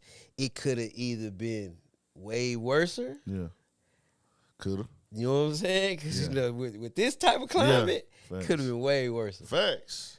But I feel like he would have had a better chance to. You know what I'm saying? Get I his think rocks if out. you make good music, I think it's been proven. If you make good music in a beef, if you don't have to be the best rapper, you don't have to be the biggest gangster, but if you keep releasing music, you can withstand it. You might have to bleed for a while. We've seen artists do it. We saw Meek Mill do it. Rick Ross did it when he got into it with 50. He was the only nigga to really just survive and thrive after the 50 Cent beef. The 50 Cent beef actually turned Rick Ross up. He gained fans because he kept dropping songs. Yeah. People kept listening to Rick Ross music, and his best album, as a lot of fans say, came after that. And then you got to think of his beat selection for real. His beat selection was real nice. The music. You know what I'm saying? The music. People cared about the music. He made them not care about the correctional officer shit, anything else. Yeah, you got my baby mama up there, nigga. Y'all taking her on shopping sprees. I ain't gonna got her lie. doing photo You shoots. can't lie, though. That nigga say, man, that nigga Lloyd Banks, though, Yeah. ate that nigga lunch. Cool. On the rap side. I'm just saying. Cool. He fucked that nigga over. Cool. With But- that bad boy, man. That nigga dropped some bad shit. Shout out to Lloyd Banks. He doing That his nigga stuff. Banks, man. God Lloyd damn. Banks do his stuff. A nigga respect I'm it. talking about just on some rap shit. On some rap shit, Lloyd Banks. Nigga, I was fucking with Yayo at that, I don't know when that Goddamn. beef was. I can't remember exact years. But Yayo dropped the Gangsta Grills tape. I was on that nigga shit. Yayo was dropping freestyles, nigga. He at that time he had that crack plate with the crack on it chain. And that nigga had he had freestyled on that Roll It Up. He freestyled on that Swagger Like Us and a couple other beats. He did the Camera, and I used to get it in Ohio. He was just dropping freestyles and video. Like, Yayo was doing this shit at that time. So I say all that to say, man, that music, I feel like Ja Rule would have been, niggas wouldn't have turned their back on Ja Rule if he would have had the internet and the podcast and the media era. And I ain't gonna lie, though, like certain shit, You know what I'm saying? I see what you're saying. I But feel like- I ain't gonna lie. I feel like, nigga, it probably could have got way worse, though. Because could've. 50 influence, nigga. Yeah. That shit was like fucking Undeniable. some Hulk Hogan You couldn't deny type it. shit. You know what I'm saying? That shit You was some could not. some man. That was some crazy shit, boy. You could not deny 50. And you can't deny what he brought to this game today. And then but think about his 50 personality right now on the internet. It's the same nigga. No, but he was younger back then. Yeah. And more unfiltered. He's still unfiltered, but like way, Yeah. man, that shit would have been probably worse, bro. Nah, facts. You got a point. Because of the personality. Look, Ja Rule personality.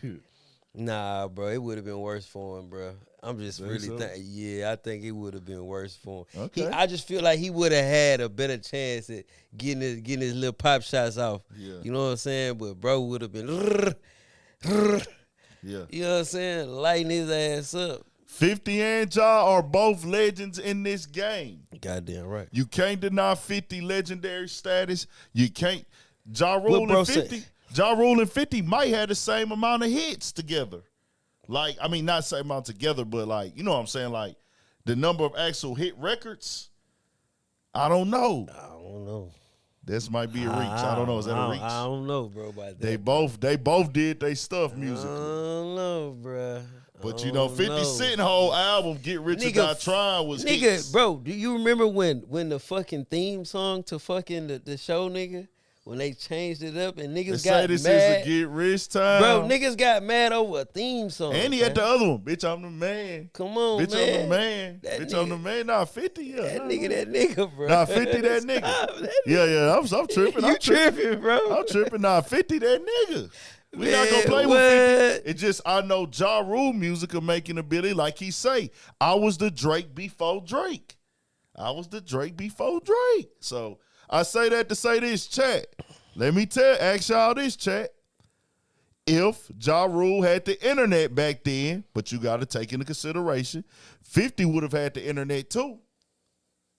Would he be able to put up a better fight? And we just taking the federal stuff out of it. Yeah. Just taking in general. Would he been able to keep the fans more on his side? Or is it still the same? Do we still get the same results? What y'all think? Chat. Bro, I'm gonna ask you a question while they Okay. getting their life together on that. Look. Okay. So does Rick Ross come off as a what's them niggas like Joel Osteen type of nigga? What it is? A motivator? Like an evangelist type of nigga. Facts. You know what I'm saying? Like, Yeah, now he does. you yeah. feel me? Yeah, facts. Bro, because I was looking at this, and bro, the other day, I was just like, man, why this nigga giving me like he's supposed to be in front of the pool pit? Instead of the nigga Bro, he wishing started the doing grave, it. He bro. was already, like, when I look at his old interviews and shit, he was always kind of talking that motivational talk, like, type of element. But I feel like it got turned up even more after Khaled. After Khaled got turned up off that shit, when he talking about the keys and all that, bro, because that shit took Khaled to another level of superstardom, bro. When Khaled was getting on there, But with that the Miss was D with the egg whites, that's when Ross started doing that shit. yeah, but that nigga Khaled like Nigga knew same results. that nigga Khaled, man, Khaled shit wouldn't. I don't know. Shout Khaled out to came Lazy off and as Lloyd.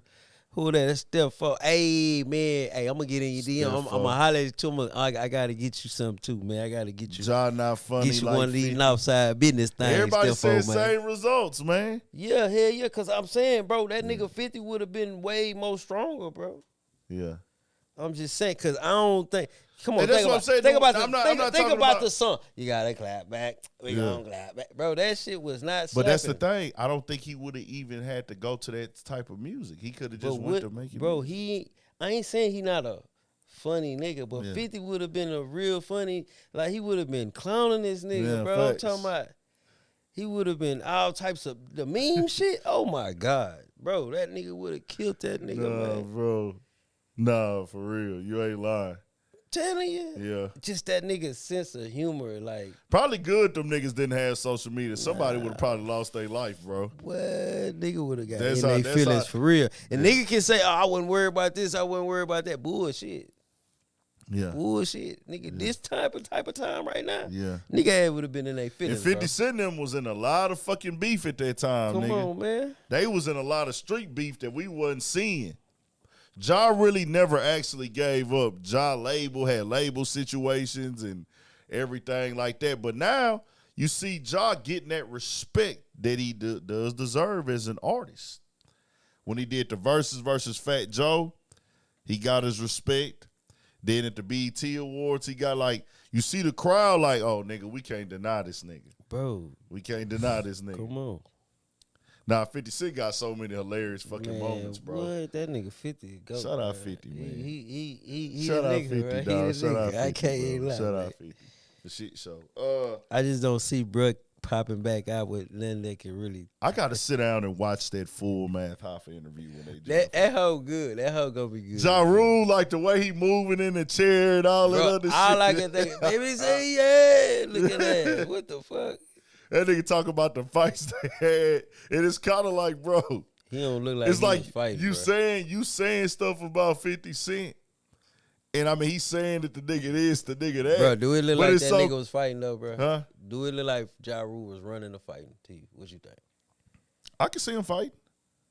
I'm just saying. He the type of nigga that's gonna go up if you get him mad for sure. Yeah, I ain't saying he a hoe or no But shit no, like I'm that. saying, but we have to think about who he's talking about. 50 Cent is the nigga that will make you fight him. It's not about, like, 50 Cent is that guy, like, he will get under your skin so much when you see him, it's like, I gotta fight this nigga, win, lose, or draw. No matter how big this nigga is, this nigga here has showed me I multiple guess just times. Ja Rule just came off as like a He was that, but it's a singing. Nah, he ain't never like all that. It's murder, all Yeah, that shit. No, yeah. I didn't. Nah. Yeah. I knew you niggas wasn't murdering niggas like Yeah, that. yeah, You know cool, what I'm but- saying? Like, bro. but I'm saying 50 them came off as like, man, this nigga fuck around, popped a few niggas. You know what Bro, I'm saying? Then this getting is shot 50. and shit. You know no, what I'm saying? 50's a, Like, bro, there's just a meme. saying, bro. There's a meme that goes around and said on the anniversary of 50 being shot, it says on this day, such and such years ago, 50 Cent was shot 9 times, and every single chance he gets, he reminds us why. Bro, 50 Cent is a pressure pusher. Come on. He's gonna push the fucking button. 50 Cent the type of nigga at that time, if y'all had beef, he most definitely was nigger knocking on doors and fucking calling your phone. Hey, what's up, bitch ass nigga? And hanging up, bro. I can see him doing all of that shit, bro. Like, and then the nigga that'll squabble you if he see you, nigga. Like, what's up, nigga? Okay. Homegirl say Supreme was also part of them. But I ain't gonna lie, 50 Street side. 50 wouldn't barring that nigga. Nah, 50 Cent was on bullshit. You see, they say that nigga little boy at that nigga too. You know what I'm saying? That infamous little boy at that nigga on the block. He did that on the block, B.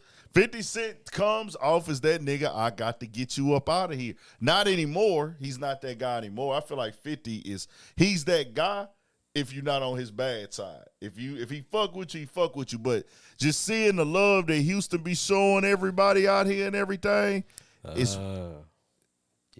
like, I just read some shit right there. I'm be like, oh, okay, yeah. was it that or was that really like a nigga that he was fucking with on some like, hey nigga, I'm really a street nigga and I'm behind you on some shit like I can run with y'all. Who? Like you are muscle. Who Supreme? Yeah. Bro, you know that it's like a thing where that nigga was posted up. How that nigga was standing when them niggas was like rapping and shit. Yeah. Bro, you could just look at this nigga, like, boy, you a hoe ass nigga, boy. Boy, you is extortion, you know what I'm saying? Like, yeah, I'ma just stand right here so niggas ain't gonna fuck with you, B looking ass. You know Yeah, what I'm Jay saying? Prince, you know, that nigga Ja Rule shouted out Jay Prince in the interview. He shouted out, I think he shouted out Suge and them. Suge, all of He said, nigga, you know, Murder Inc. wasn't just, we was locked in with Jay Prince, Rap a Lot, Suge Knight and them West Coast. And he said somebody else, bro. I can't remember who it was. He said another label that they was locked in super heavy with. But overall, man, shout out to 50 Cent, shout out to Ja Rule, man. They did their stuff, man. that was a They doing classic they stuff. time in hip-hop, Good bro. interview, too, going on right now on Math Hoffa, for sure. Classic time in hip hop, bro. Y'all go check that out. Let's get into real quick. We'll run through this. More snitching allegations. I'm so tired of that shit. I'm tired of the conversation. I'm gonna drop the videos when it comes out, bro, but I'm really fucking over it. This week we got Finesse 2 times and 03 Greedo. Finesse 2 times supposedly snitched when he was a kid, teenager. He came out and said it's not true. They digging up the paperwork. Supposedly somebody that was on this case with him when he was a teenager, some guy that was grown, to my understanding, was saying that he got or older or some shit like that. Or he told the paper, he got the paperwork he told on him, and he got arrested after. And then Finesse 2 times said, "Man, nigga, I done did time on the federal yards. If that was the case, I wouldn't have been good out there," which is a thing that is true. But this is some state shit they talking about. This ain't got nothing to do with no fed. So shit. no, I'm saying if you go to the feds, your state record not on there. Bro, I don't know. The boy was a minor, bro. Yeah, so you can't see what I'm saying. So I ain't been that way. You know what I'm saying? Gotcha, So I don't know what's on the PSIs and your all these fucking transcripts and keywords. You know, I don't know. I don't know nothing about none of that shit. You did. And I'll tell y'all again for people that don't know. My bad. What you was gonna say? But what I was finna say is, I think when niggas be young niggas, bro, you know what I'm saying? Just to not every young nigga, but a lot of the young niggas don't be worried about really it's like they don't worry about the police too much. They worry about if they gonna get their ass whooped at the highs. Nah, facts. You know what I'm saying? So, you know, like, you a young nigga, if your mama tell you, hey, your ass gonna get in some shit, I'm gonna beat your ass. You better, you know what I'm saying? Or it could be some shit like that. I expect a 15-year-old, dog. I expect a 15-year-old to tell. If he's being put inside of an interrogation room for 6 hours, freezing cold, getting offered all this stuff, then they tell him, well, we talked to your mom, that's hitting even harder.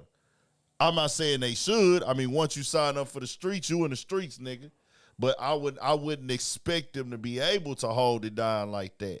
But they dug this up on Finesse 2 times. This is clearly, if you were telling a nigga that's in his 30s now, he snitched on some niggas when he was 15, and you feel like that's necessary to expose, you are clearly just trying to tear that nigga down.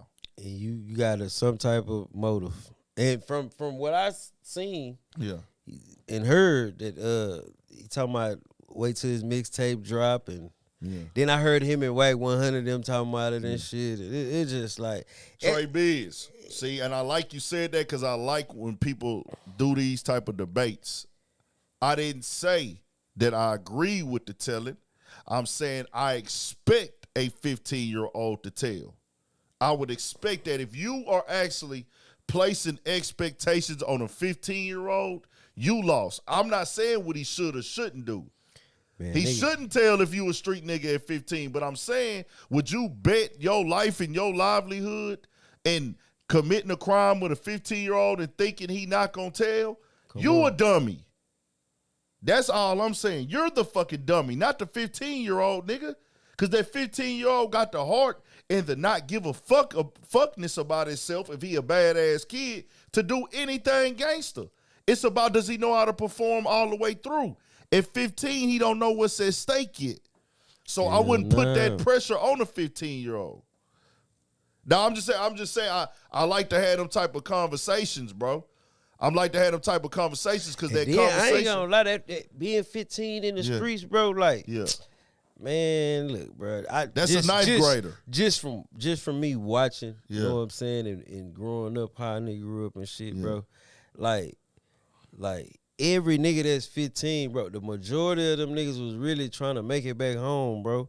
You only had a certain few of them niggas that was really, really trying to rock out all the way. Oh, yeah, they was already had their mind made up. You feel I'm me? standing on business, when the nigga was 15, nigga nigga like, man, that nigga crashed dummy, bro. Go get that nigga to do it. He gonna crash out. Yeah, facts. But the other niggas was smart enough to be like, I ain't fucking with that. You know what I'm saying? And that's my point. And that's my point that I'm trying to redirect the conversation of us even going and digging up what a nigga did at 15 on some gangster street shit, especially No, ain't no maybe else. Maybe it's different elsewhere, nigga. Nah, See, that shit the same. that shit everywhere the you go. same, nigga. It's the same, nigga. Ain't no it's different elsewhere. This ain't no city versus city shit. I'm talking to the black people, period, nigga. It's 15-year-olds. You can put these expectations on them. If you do it, you stupid. And that's for a Philly nigga, H-Town nigga, goddamn Chicago nigga, LA nigga. If you put grown man expectations on a 15-year-old and expect him to perform, that's your fault, nigga, when he fails. If you an adult. That's all I'm saying. When are we going to redirect our mind and our energy?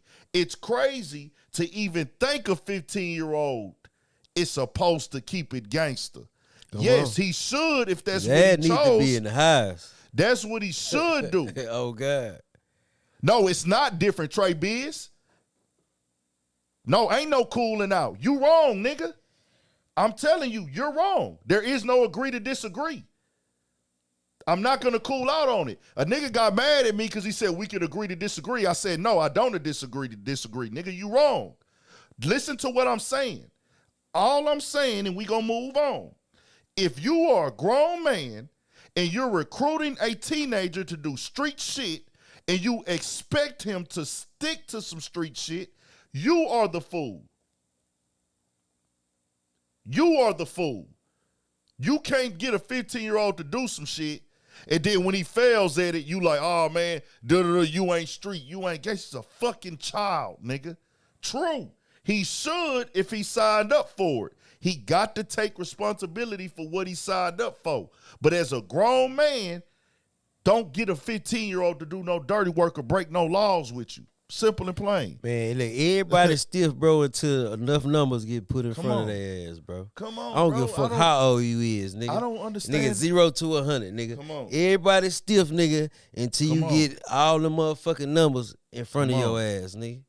Because, nigga, I know some stiff-ass niggas, nigga. Talking about that I wouldn't have never thought fold, told, or do none of that shit. And nigga, they got to talk, oh yeah, we finna keep you, we finna give you about 90 years, my nigga. Whew, and guess shit. what happened? That nigga sung like a motherfucking bird. Nigga, what the fuck are you talking about? Come on, bro. And that's what I'm saying. Like, bro, your mind, you don't know the laws. You don't understand this shit at 15, bro. You don't understand this shit at 15, bro. So for us to even be looking at it as a thing, like, let's go dig up a nigga snitching at 15 and hold that to him now. That shit is dumb. That shit don't make no sense to me. Now, it's on them. If you want to speak the factual conversation, the definition of a snitch is a snitch. Now, I'm saying, you got to wear that, and, hey, a nigga should fall back from his gangster shit if he had it on his jacket to keep it all the way 1,000. You should understand, hey, you wasn't built at that age for it, and you got to wear that. But I'm saying, if it's out there, it's out there. But to go dig it up and make it news that if he told when he was 15, or I'm trying to really expose something he did that he was 15 because he in his bag right now, that's what I'm saying.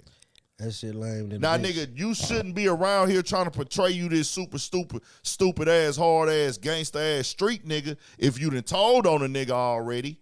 But if your purpose of, like, hey, I want to expose this nigga, I'm finna expose him telling at 15 years old because I want to tear him down. And this the thing, bro, been rapping for so long, you could have been came out with this shit. He ain't never been this hot. That's what I'm saying. You could have been came out with Niggas, that it's shit. always about your reason. Shout out to Nip Hustle, nigga. Nigga, and It's all about your reason. Then, nigga, What's your reason for putting it out now? all this shit about what niggas done and did this, that, and the third, and not like, bro, that shit is really like becoming like just some promo for niggas for real. What, the snitching shit? Yeah. And that was gonna be the next conversation. 03, let me talk about 03 Greedo. He responded, said nobody else went to jail with him. Said his partner the dude that was with him didn't go down. He said, he said it was my dope, my gun. I went to prison for it. Nobody else did time. So 03 Greedo case, because people don't know how Texas work. Facts. He got 20 years and he paroled after 5. So people are wondering, how was that even possible? Like, how did he do that? Calculations, my boy. It's 3 of them. Exactly. It's good time, work time, and flat time, and that shit equals out to your full time. See, back in like what the 60s, I forget which year, 60s or some shit like that, nigga, they voted, nigga, to where, cause you know a lot of prisons pay they motherfucking people. That's why them niggas doing like 85% of their motherfucking time, no matter what it is. You know what I'm saying? But in Texas, you got to vote. Do y'all want to get paid money, or would y'all get paid to make parole early? And niggas picked to go home faster. Exactly. So that's why that shit is like that. You know what I'm saying? And I want to clear that up because it looks, everybody's like, well, yo, man, how he get out in 5 years? That nigga must have told. Bro, he's still locked up. He's on papers for 15 years, bro. Yeah. You know what I'm saying? What is 2030 something? 30, Yeah. 39, 38, something like he's that? still doing time. He just not in the prison. Like, this ain't no reason why he got out after 5 years. That's possible out here in Texas. He doesn't have an aggravated violent case on his charge. Man, like, shout out to my kinfolk Sock, man. He I think he had like a 42 and he did like 7 years on that motherfucker. no shit, damn. Real shit. He got blessed. Man, That's a long fucking time, bro, though. but 42, still. think about it. Nigga, you signed for 42 years, nigga, what you do 7 on that bitch. You think a nigga want pennies or a nigga going home in 7 years? Yeah. You see what I'm saying? That's how this prison system work out here. You see what I'm saying? So Now, we see it all the time. Like, niggas come home after a little bit, you know what I'm saying? They serve their time, get their parole. Nigga might get a 10-year sentence, be home in 4. Shit, it's some nigga get a 10-year sentence, do 11 months on that facts, bitch. Depending on, you know what I mean? Facts, like, bro. We done seen it. 12 months, you know what I'm saying? I remember niggas was catching 2 years. 9 years. Like a few years ago, they was catching 9-year charges in they home and been home relaxed for some years now. Trying to tell you. Went down there, did they good time, stayed out the way. But let me say this. Yeah. That shit gotta be non-aggravated. Exactly. Your shit aggravated, you finna do some time. Only thing is, you just come up for parole every year. Yeah. You see what I'm saying? Like that 3G shit, if your shit get treated 3G, anything ag, man, they gonna stretch you out a little bit. But if your shit non-ag, you'll be to the highest quick. And what he mean by ag, y'all, is non-aggravated, none like shooting at somebody. Yeah, nothing violent, aggravated, stabbing, nigga. beating, Nothing fucked up. nothing going in banks and shit like that, all that type of shit with guns. Hold on. 3G? Yeah.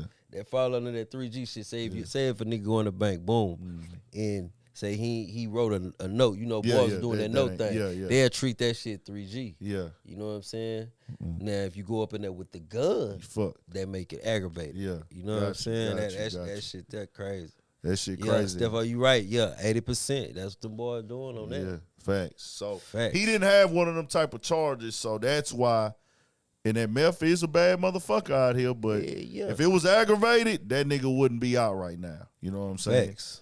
Or if he would have got caught with way more, like if he would have had like and bricks of that shit. Just to keep it funky, bro, that do not mess with Texas shit. Any nigga that come down here, bro, you from a different state and you get caught with some shit like that, for sure you finna get like a 20 or something. Facts. 25. You know what I'm saying? Like, They they gonna non-ag that motherfucker long as you ain't no psychopath ass nigga. But you for sure gonna get you a mean number for shit show. But they said that he gave a statement to the police officers and the DEA. And if those statements were true, in the definition of snitching, that would be snitching. I don't know what's true and what's not. I looked at it again, bro, and I listened to it again. Yeah. Man, that shit is just tricky. You know what I'm saying? Well, I say this, because okay, the nigga ain't go to jail, right? exactly. So what the fuck are we talking about? That's what it ain't nothing for us to know and see. You know what I'm saying? It's like it ain't nothing for us to know if a nigga not doing time for it. If a nigga not And then doing I seen a few people talking, oh, he tried, it just ain't work. Bullshit. Hell nah. Hell nah. Hell nah. Hell He took that charge. He took that motherfucker. He took that charge. If he wanted to put all that shit on that other nigga, he could have. Like, Right it then did, and nigga. there. Really, if he really wanted to tell, he could have said, this nigga right here that I'm with, and we went to this nigga house. The DEA came.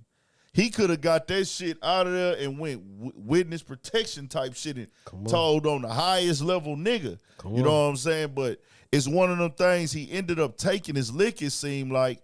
But once you start bringing up the documents and the information, that's one of those things again. We exposing it to tear the nigga down because of his position. Are you really affected by him doing this? If he went and did his own time, did it hurt anybody? Okay, well, nah, nigga, you handled up. Let's keep that in-house. Let's keep that neighbor, our section and our clique business. Man, keep that shit between you and him. Exactly. Nigga, if you really got a problem, you really feel some type of way, hey, man, look, I want to squabble, bitch. Facts. So supposedly, the reason was that he went around the hood saying he snitched. That's what they said. That 03 Greedo was telling people in the hood that homie snitched on him. So I say this. Now, if that's true, and that's why I don't like these conversations because it be ifs. If that's different, then the nigga gonna do what he gotta do to get that shit off his name and put it on you if you the nigga that really did that. But I don't ever want to be biased. But you know what? With situations like that, you know how the hood go. Yeah. Say less, boom. So, damn, bitch, good locked up. Yeah. Why you ain't locked up? Facts. You feel me? Yeah. Damn, you must snitched on that nigga. Yeah, and there's always some rumors. It probably never was 03 who said that shit. It probably was another nigga who was like, damn, that nigga ain't get locked up in Texas with that nigga. He probably told on that nigga. That nigga got 20 years. You know what I'm saying? And then that shit started spreading around like that. Like, We've it could seen be it all over the type years, of, you know what I'm saying? And I hate this conversation That for the shit game, bro, retarded because than it's a not motherfucker. we're not gaining anything from it. I'm gonna always talk about it because it's a trending topic, like I told y'all. And if y'all noticed, I'm gonna talk about that shit. But I use those topics. I'm gonna get y'all the facts that's out there, let y'all decide off of that. But I'm not really concerned with that. I'm not concerned with it. My thing is to tell y'all to stay out this bullshit. That's it. Bro, and then, That's for my niggas that's 18, 19, 17. Hey, nigga, this the type of shit you got to deal with when you want to dive in this shit head first. A bunch of politicking, a bunch of nonsense, and a bunch of bullshit that ain't getting nobody paid at this point but the YouTubers. Bro, but you know what? This the thing about this whole snitch shit that tripped me out. Yeah. Like, don't nobody else give a fuck about this shit but the niggas. Facts. But our culture. So it's like, y'all niggas want to tear nigga down in front of us. Yeah. You know what I'm saying? For us to react. For us to be opinionated by these findings and all that shit. Ain't none of these niggas in the comment section gonna do nothing to the nigga. You know what I'm They saying? ain't finna punch them. They ain't finna check them. They not finna run no fades. Y'all just giving them something to be entertained by. Y'all niggas going at it. And then, I ain't gonna lie, shit, nigga, just keeping it funky, like, motherfuckers tell all the time, bro. Facts. In every race, every culture, bro. Facts. You know what I'm saying? It just trips me out how I get highlighted when it come to the niggas. Well, everything will always get highlighted because of the niggas, because we move the needle. We got the sauce, we got the influence, and it's based off of the stigma. We talked about this earlier today. The stigma that has been placed on us from day one. Talking about niggas brings you money. Bringing up niggas' business brings you money. Bro. Putting niggas on the stage brings you money. It's always been like that on American soil. Bro, but you know, it's crazy because it's like, bro, the skin that we in, man, a motherfucker want all the benefits from it. But they don't want what really, you know what I'm saying, come with that shit. And I'm talking about all over the world though. Facts. You know what I'm saying? Motherfuckers be wondering why rap and hip hop and urban this, urban that is always the topic. It's like, cause bro, everybody mimic that shit, but they don't want to live the real life of a nigga. For real, I just seen Wall Street Journal is now about to do a sports section that's separate from the Wall Street New York Times. They're separating their sports section of their news thing. Nobody's getting laid off from the company or nothing, but they're doing the sports separate, right, from the New York Times. How long does it take before New York Times does a hip hop section? They better not. TMZ already has. No, facts. TMZ, if you go to their shit, it says TMZ hip hop. No, facts. They got news, is everything. Then they got sports, and then they have hip hop. Because, bro, cause just what we was saying, bro. We the biggest. It's a blueprint. They like y'all like to use that word, nigga. We the biggest for real. It's a blueprint, bro. Y'all need It's to a understand blueprint. that shit and use that shit for something It's that's a gonna known really work fact. for a nigga. It's a known fact, and they all know it. It's a blueprint. Look at the media outlets in urban and black hip hop, bro. Like, look at them. Like, some of the major ones, bro, they're not owned by blacks. A lot of them, not all. We got some black ownership there. Some people that might be a black and a Puerto Rican. The majority of these big platforms y'all see are not owned by blacks. And look at the ones that's on Instagram, like running these blog pages that showcase 90% of black ignorance or black fucking up or black crime, black news, and it don't even be rappers. Come on. They post shit about black fucking up all day, and it don't even just be rap news. It be like a black man shoots this, and that. Black couple robbery, black this, black that. And the guys that run these are not black. So you know what they doing?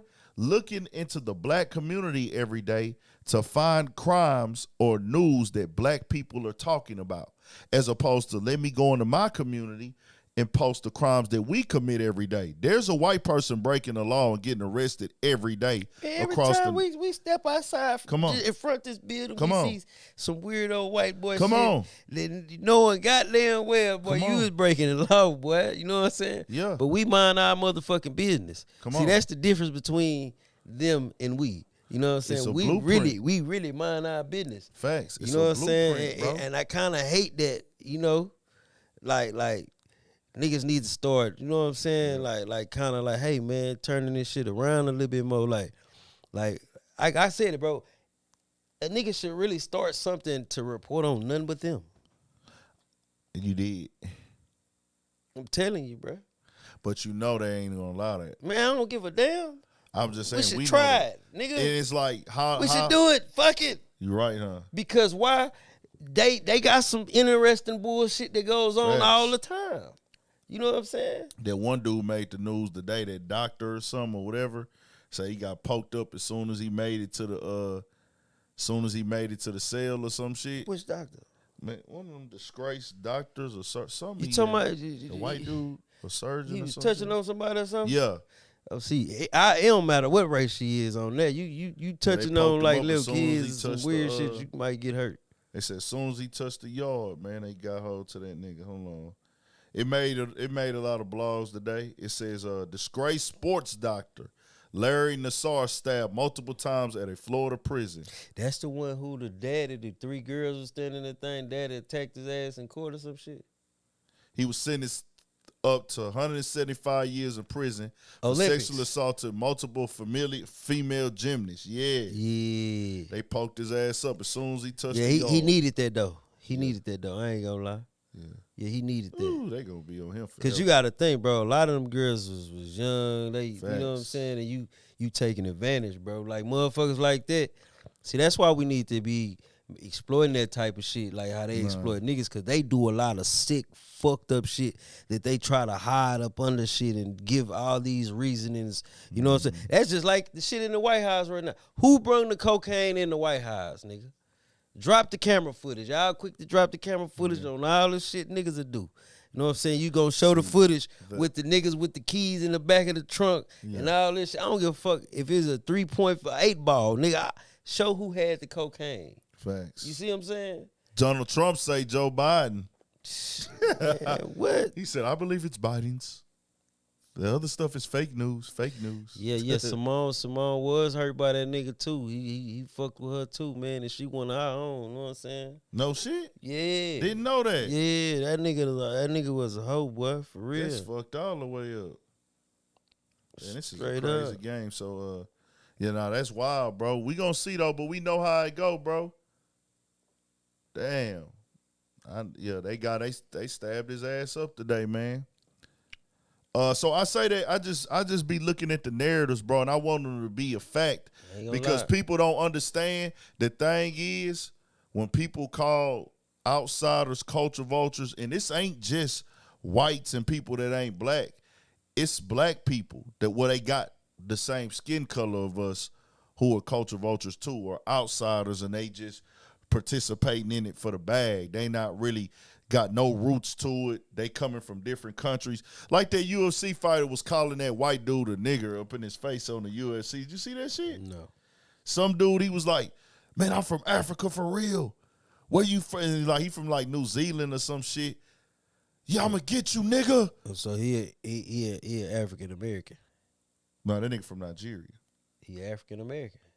See, when you come over here, okay, you from yeah, Africa, American, yeah. you an African American. Yeah. But he, they over here doing the UFC. That shit, that's retarded. So he was just calling the white dude a nigga on the UFC thing, and it was like, everybody's like, this nigga is so fucking cringy. Like, what are you doing, bro? But it's the thing is, you're fucking Nigerian. So you really ain't even a nigga like that. From what I was told, they got the opportunity to pick if they want to be black American or white American. I'm just saying. That shit is crazy. Foreigners, period. You know that shit be crazy. Especially the Africans. You know what I'm saying? That's why I say, like, you gotta really see who you dealing with and who's to be speaking. And the only reason a nigga's focus on media, bro, because media controls the narrative. I know this now. My point of going at when I speak on other media That's shit why that going on. cocaine shit ain't in the office, bro. Not to dwell on that, but it got me thinking. Yeah. Nigga, if it's cocaine in the White House, they gonna find out who got it. Easy, right? Facts. So I'm just saying the prices of cocaine have drastically dropped since Joe Biden them has been in the fucking office. I'm just saying, bro. I look at the shit. You know what I'm saying? The world news and all these goddamn documentaries on all this dope. Then they got the motherfucking the heroin shortage, and then they put fentanyl in the place of heroin. Then that shit really got out of control and started killing every motherfucking body. You know what I'm saying? Man, it's some crazy shit, man. I'm just saying, man. Nah, for real. That shit stupid in the motherfucker, bro. Yeah, bro, it did sound like, bro, he was saying nigga, but it's like you could tell he don't use nigga in his vocabulary, bro. And that shit is weird. Let me see if I can bring this shit up so y'all can hear this shit, bro. That shit was so fucking weird, and he was a Nigerian, dog. They say Israel. Man, I'm trying to tell you, man. Let me see if they got it. Here you go. I'm on the wrong phone. I'm going to just do it like this. African brother right here. Let's go, nigga. What's up, bitch? Let's go, nigga. Yeah, nigga. What's up, nigga? He been listening to 6ix9ine, bro. Yeah, my African brother. Yeah, my African brother. What's up, nigga? I'm African, but I ain't no brother of yours, son. My nigga, let's go. You my nigga for real. I'll show you. So what are you saying to everybody in New Zealand? What are you saying? Yo, I'll tell you one thing. Yo, I don't need a DNA test. I don't need a 36 and me to know where I'm from. If I do a 26 and me, they'll say I'm from Nigeria. Do a 26 and me DNA test. It'll tell you where you're from. I will show you where you're from. So that's what that was, bro. That's what that was. Man, I'm just saying, man. Like, that shit sounded crazy. Hey, my boy, look. Just look at history, fam. Look at history, right? When certain motherfuckers in the office, man, you see, you know what I'm saying, how this game be going in the streets, man. Nah, facts. You know what I'm saying? You really see. It's all goes. You It really with see the politics because that shit be really affecting the nigga neighborhoods and shit. Nah. So you can really see that shit. You know what I'm saying? Like damn, even how the fuck? Cause look at it like this. You been knowing this nigga his whole life. This nigga was selling 50 packs and shit. You know what I'm saying? I ain't saying the nigga ain't no good hustler or none of that shit. But now this nigga got a brick.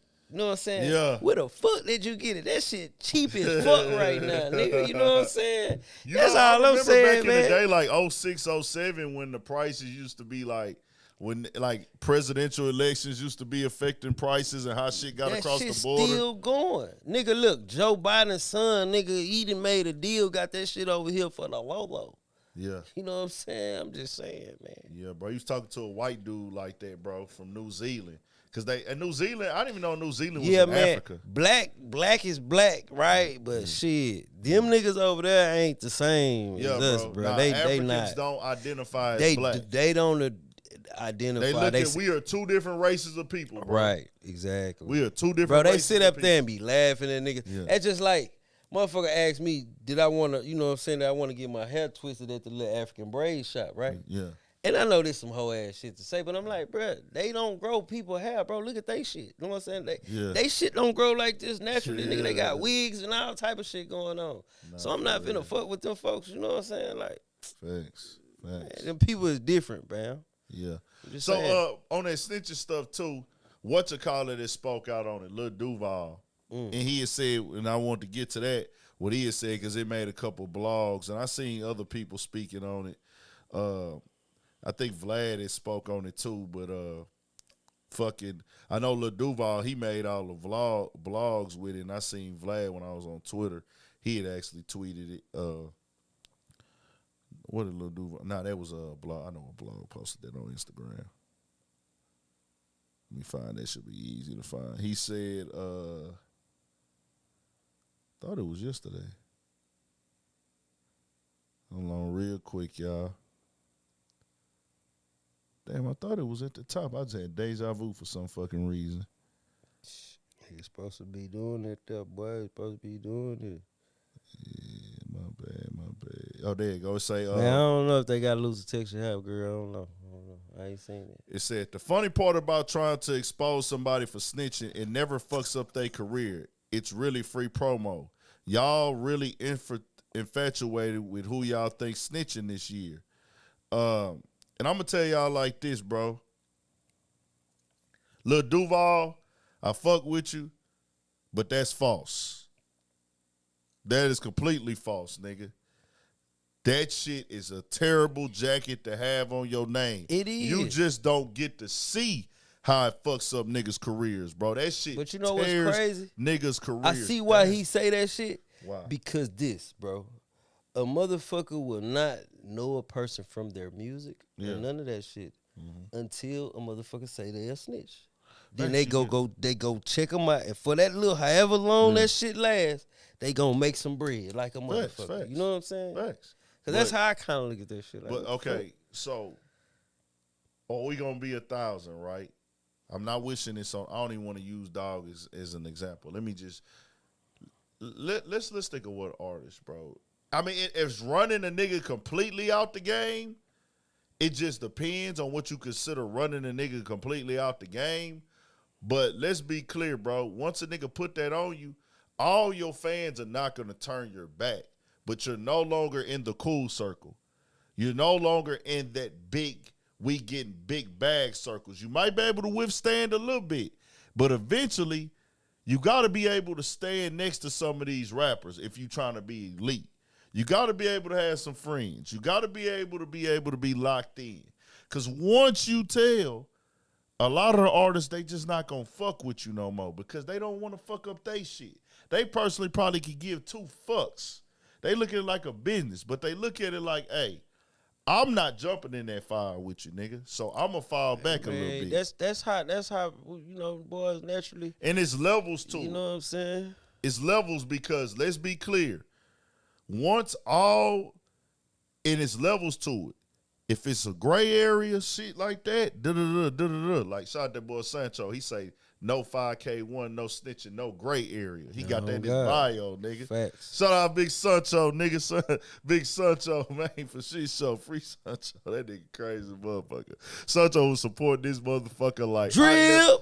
I never knew Sancho Salsy, man. I never knew Big Sancho was supporting this channel like man, he you was. need to free that nigga to see that I nigga, never man. knew he was supporting this whole Stand like up young that, bro. nigga I too, appreciate you too, bro. 100. His people hollered at me too at Sauce and Them Show. But if we see you on video telling, if there's an interrogation video of you telling, fam, you might be hot for a little bit for the hype, from the hype, but that shit is getting you out of here eventually. That's why I say, bro, it's kind of like that shit, like, for these rap niggas, it's kind of like promo in a way, because it make all types of motherfuckers who never really would have fucked with them check them out. Go check them out. But it's gonna eventually go down.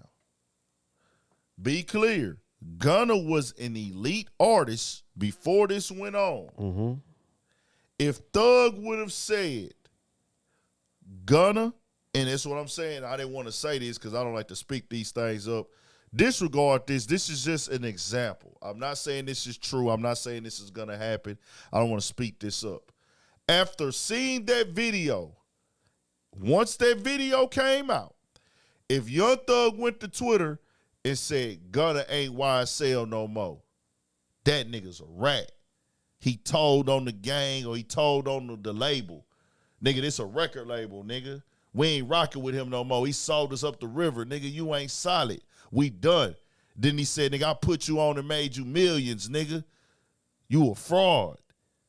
If Young Thug would have went to Twitter and said that, or social media and said that, he's over. People would have listened to that next project to hear what he had to say, but after that, he would have been over. They would have, bro, you're gonna go hear what the nigga got to say. And like I told you, you like, want to listen to the response. That's just natural human nature. That bitch a good, that's a good ass CD. Facts. Good, we check good, into good, bullshit. Good. It's some good shit. You know what I'm saying? But like I say, it ain't got no playback value for me because nigga, I done heard what you said and you didn't say it enough. You know what I'm saying? Yeah. Your shit cool. You know what I'm saying? But well, see, Gunna's in a different position than everybody. You can't compare Gunna's situations to nobody because this trial is still going on. The full story ain't played out yet. You feel me? His full story ain't played out. Hell no. So it's like it's so many elements to Gunna's storyline. That's all I'm saying, bro. And then the thing about Gunna is he gotta keep this shit up. You know what I'm saying? Like I'm waiting on the next project now. You know what I'm saying? To see how that motherfucker they're gonna do. You know what I'm saying? Like facts. It's not like, you know, like motherfuckers was anticipating this motherfucker before shit. You know what I'm saying? Like a lot of people was anticipating this nigga to drop, bro. And niggas got to understand. Yeah, they want to hear. The hype was already there, all live in this world now. We want to see all the shit. Like I told you earlier, I look at certain platforms for different reasons, right? So I'm actually looking at certain platforms now because it is the stupidest shit ever. So I'll give them like 3 minutes out of my day once a week. You know what I'm saying? Like this platform doesn't fact check. They don't have no real information. They not credible. They don't care. They look dumb as fuck on here. They not bringing any substance, but it's like I'm watching them because I want to see how crazy people in this world are. Bro, see, this what motherfuckers. That's what I be doing now. Bro. It's like I'm gonna watch. People don't understand. See, this how this shit be going in the real world. Yeah, you know what I'm saying when it come to the snitch thing. Yeah, most motherfuckers be talking. I don't fuck with a snitch. I ain't gonna snitch it. Niggas be like this, bro. Shit, he ain't tell on me. Yeah, shit, and if you gang affiliated, oh shit, cuz ain't tell on. He told on them blood niggas, or blood ain't telling me. He told on them Crip niggas. You know what I'm saying? Like. It be shit like that for real, but that really, be like, really going on, bro. I'm not finna do nothing to that nigga, cause he gonna tell. He gonna tell, and nigga, he ain't worth. He a snitch anyways. What's the point of me going to prison for killing this nigga? It's not even worth the risk. Nigga gonna win in death. It's like nigga, what's the point of nigga? I'm not nigga. Nah, I'm just gonna stay out that nigga way. But I say that we all look at shit for different reasons now. Like I say, you niggas want to hear what Gunna got to say. They want to hear his side of the story. Yeah, that was the biggest promo he could have ever had. That was free promo. That video of him inside that courtroom was the biggest, freest promo for his career, nigga.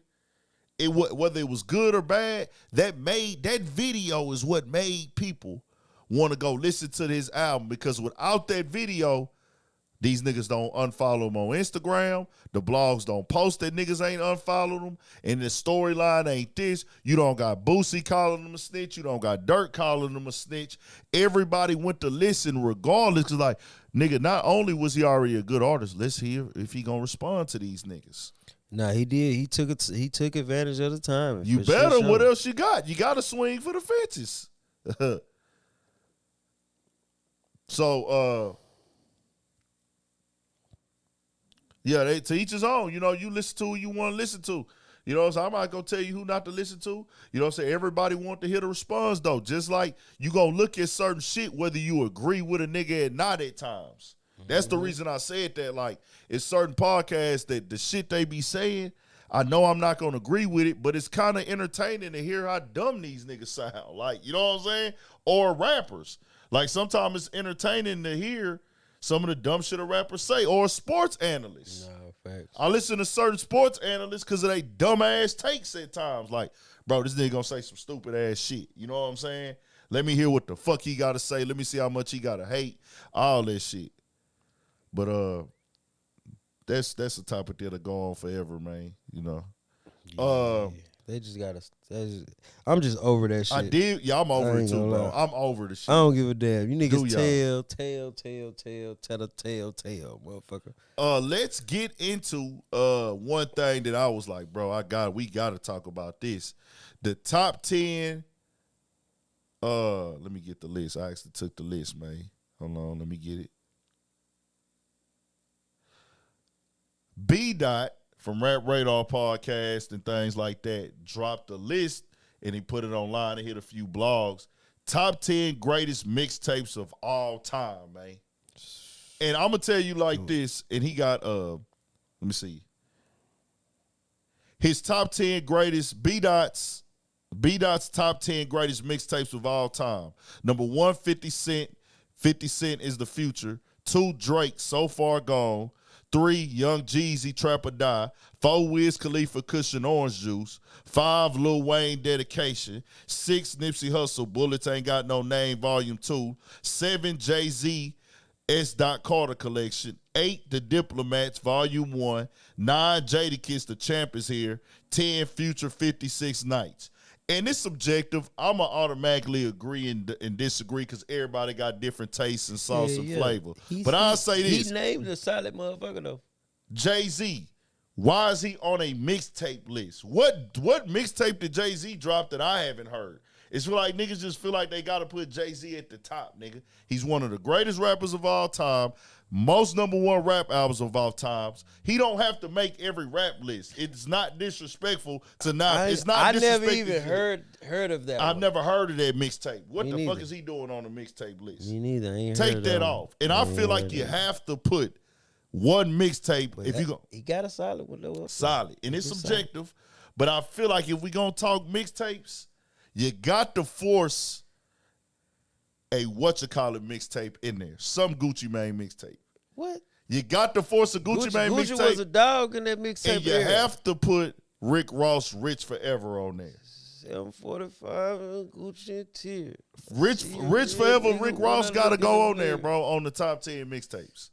Huh? But Rick Ross, Rich Forever, we gonna be rich forever, stay scheming, the party. That was a mixtape, nigga. The beats, nigga, the production. That bitch felt like a goddamn It did, album. but it was a mixtape. Usual Suspects with Nas, nigga. Yeah. See, my that's dope why be sounding like it's yellow diamonds. That's why I ain't really. That's a because it mixtape. sounded like, you know what I'm saying, Nigga. That's after Rick Ross was having the seizures and shit. But it's so many other mixtapes that are great. It's hard to pick 10.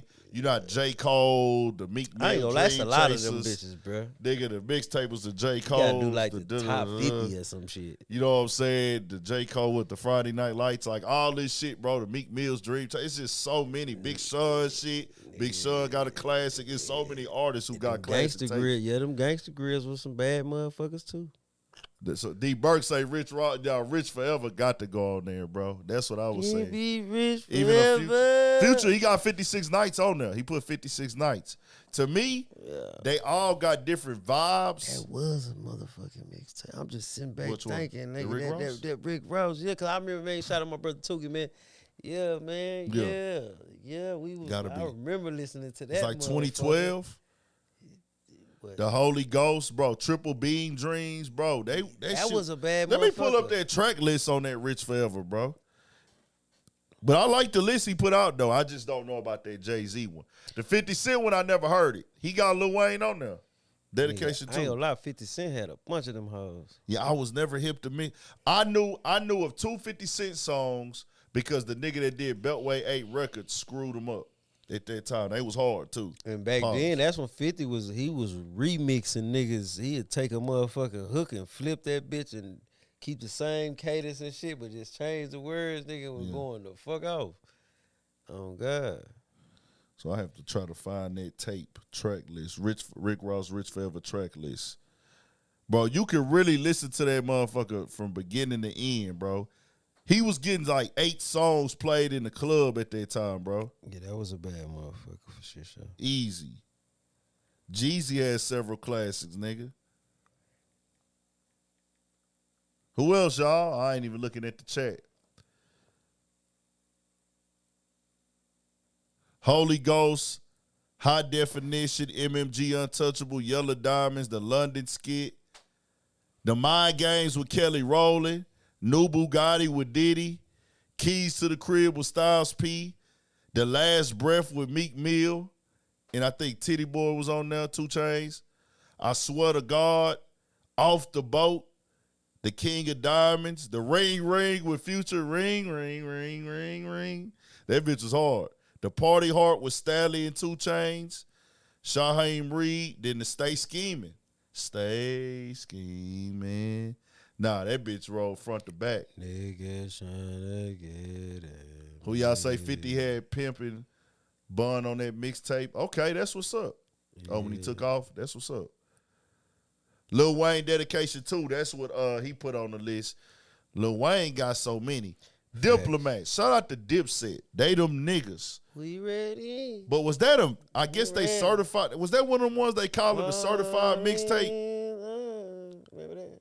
Oh, yeah. But that was an album, bro. I'm just saying, that was a bad one. That was like an album, but if that was a mixtape, it was undeniable. That was like, bro, they had like 4 videos off that hoe, bro. It was hard than a motherfucker, though. Let that bitch play front to back. Now, Diplomatic Community 1, this was a good list. Shout out to B-Dot, man, for this list. I like that conversation, bro, because that mixtape, and it's so many we not even speaking on, so niggas will be mad as a motherfucker if they watch this hoe, bro. Gucci had some, nigga. OJ the Juice Man, Alaska and Atlanta. I used to play that bitch front to back. You know what I'm saying? Front to back, that Alaska and Atlanta. Who else had a badass mixtape, bro, that I was going crazy off of? Dom Kennedy, the Yellow tape. Or Yellow, was a Yellow album, Yellow tape, that Dom Kennedy? I was never listening to Dom Kennedy. That bitch was hard, bro. I ain't gonna lie, I checked him out a few times, but I wouldn't really, you know what I mean? So Kodak Institution was a mixtape? Yeah, it might have was. Now, Dipset had that mixtape shit going crazy for sure. Bird Gang Money. Who else we missing, y'all, who's going crazy? That Sauce, the Sauce, not New Sauce City, all the Sauce shit was jamming, but that one that he was on the beats, that he was jacking for beats, I forgot what it was called. He killed that hoe. Every single song. I ain't gonna lie, I feel like it's a era though, for real, of the mixtape shit, cause like some of them shits is out of the era of it. Yeah. But that particular era when niggas was really checking for the mixtapes, yeah, you had to be in that. If you wasn't making no noise in that era, we don't need to 06 be talking about 06 to 2000 and 06 to 2000 and fucking. It started before that. The mixtape era started before that, but when it became prevalent, just you had to drop mixtapes. Nigga was dropping mixtapes before the album, probably 06 to 2014. Because I ain't gonna lie, because if you go put it like that, because Dirk, I remember when Dirk dropped that bad motherfucker. Big Crit was here. Yep, that was a bad motherfucker. Yeah, Big Crit. Mm-hmm. Yeah, I say 06 to about 2014. Had to. What's that motherfucker? Currency man? Got that shit. Covert Coupe still my favorite Currency one. Nigga, Fear and Loading in New Orleans, nigga. Yeah, that was my shit. We talked about that. That's my favorite. Was that the one with movie writers? Nah, that wasn't. Bruh, that nigga went crazy. That wasn't the one with movie writers, businessmen, and gangsters. Movie writers. That wasn't on there, huh? That wasn't that one. Bruh, I gotta go back and listen to that. Yeah, nah, Currency came with that shit. Jadakiss went hard on his shit too. But nah, that's just a good conversation. You know, we got to talk that rap shit on here, bro. Got to talk about that. Let's get into, we got a few more things left before we get back into it. Elon Musk. Mark Zuckerberg Going at it over Twitter right now. And the thread shit. How you felt about that thread shit? I don't know. It's like, Bro, I'm gonna be real with you. I didn't catch it. It's not on the thing no more. You have to get the app. You download Threads app, but it automatically connects to your Instagram. Cause at first, nigga, like it was like motherfuckers was sending me some shit, and I'm like, sending you invites and shit. And it was like confirmed, exactly, shit like that. And I was like, man, what the fuck is this shit? So I'll say this: I want to be on it because I'm like this, not because I want to be on a new app. I'm thinking business. I'm not even thinking cloud. I'm not even thinking Somebody popularity. told me to get on numbers. that hoe though, on some business shit. That's it. I mean, we pushing the podcast, so it's like it's that a nigga, fresh. I swear, bro, told me that. But it shot up so fast. It's at 100 million people already. Yeah. I'm to the point like, do I want to follow all these people? Because I requested some people. People follow me. Do I want to follow everybody back and have my shit cluttered up, or do I want to really enjoy the app, or do I want to just get on and try to run the numbers up real fast? But it's already 100 million people, and it's reached 100 million people faster than any app. But Mark Zuckerberg and Elon Musk been going back and forth over it, and it's beef between them niggas because he's saying they basically bit off of Twitter, and Facebook has been big for basically taking the nigga idea and making it better to where you don't have to go to these other apps no more.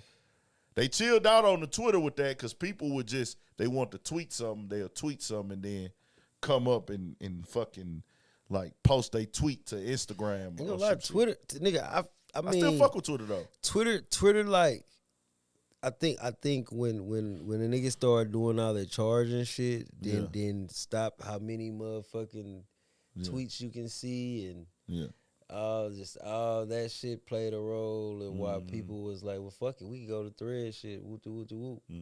But I don't think it'll be the same as it ain't because Twitter's so fucking uncut, bro. Nigga, Twitter is like a big porn site. I feel say that bitch Pornhub. Like nigga, you get on Twitter, nigga, all I see down my timeline is porn, nigga. Like, say fuck both of them rich bastards. No bullshit.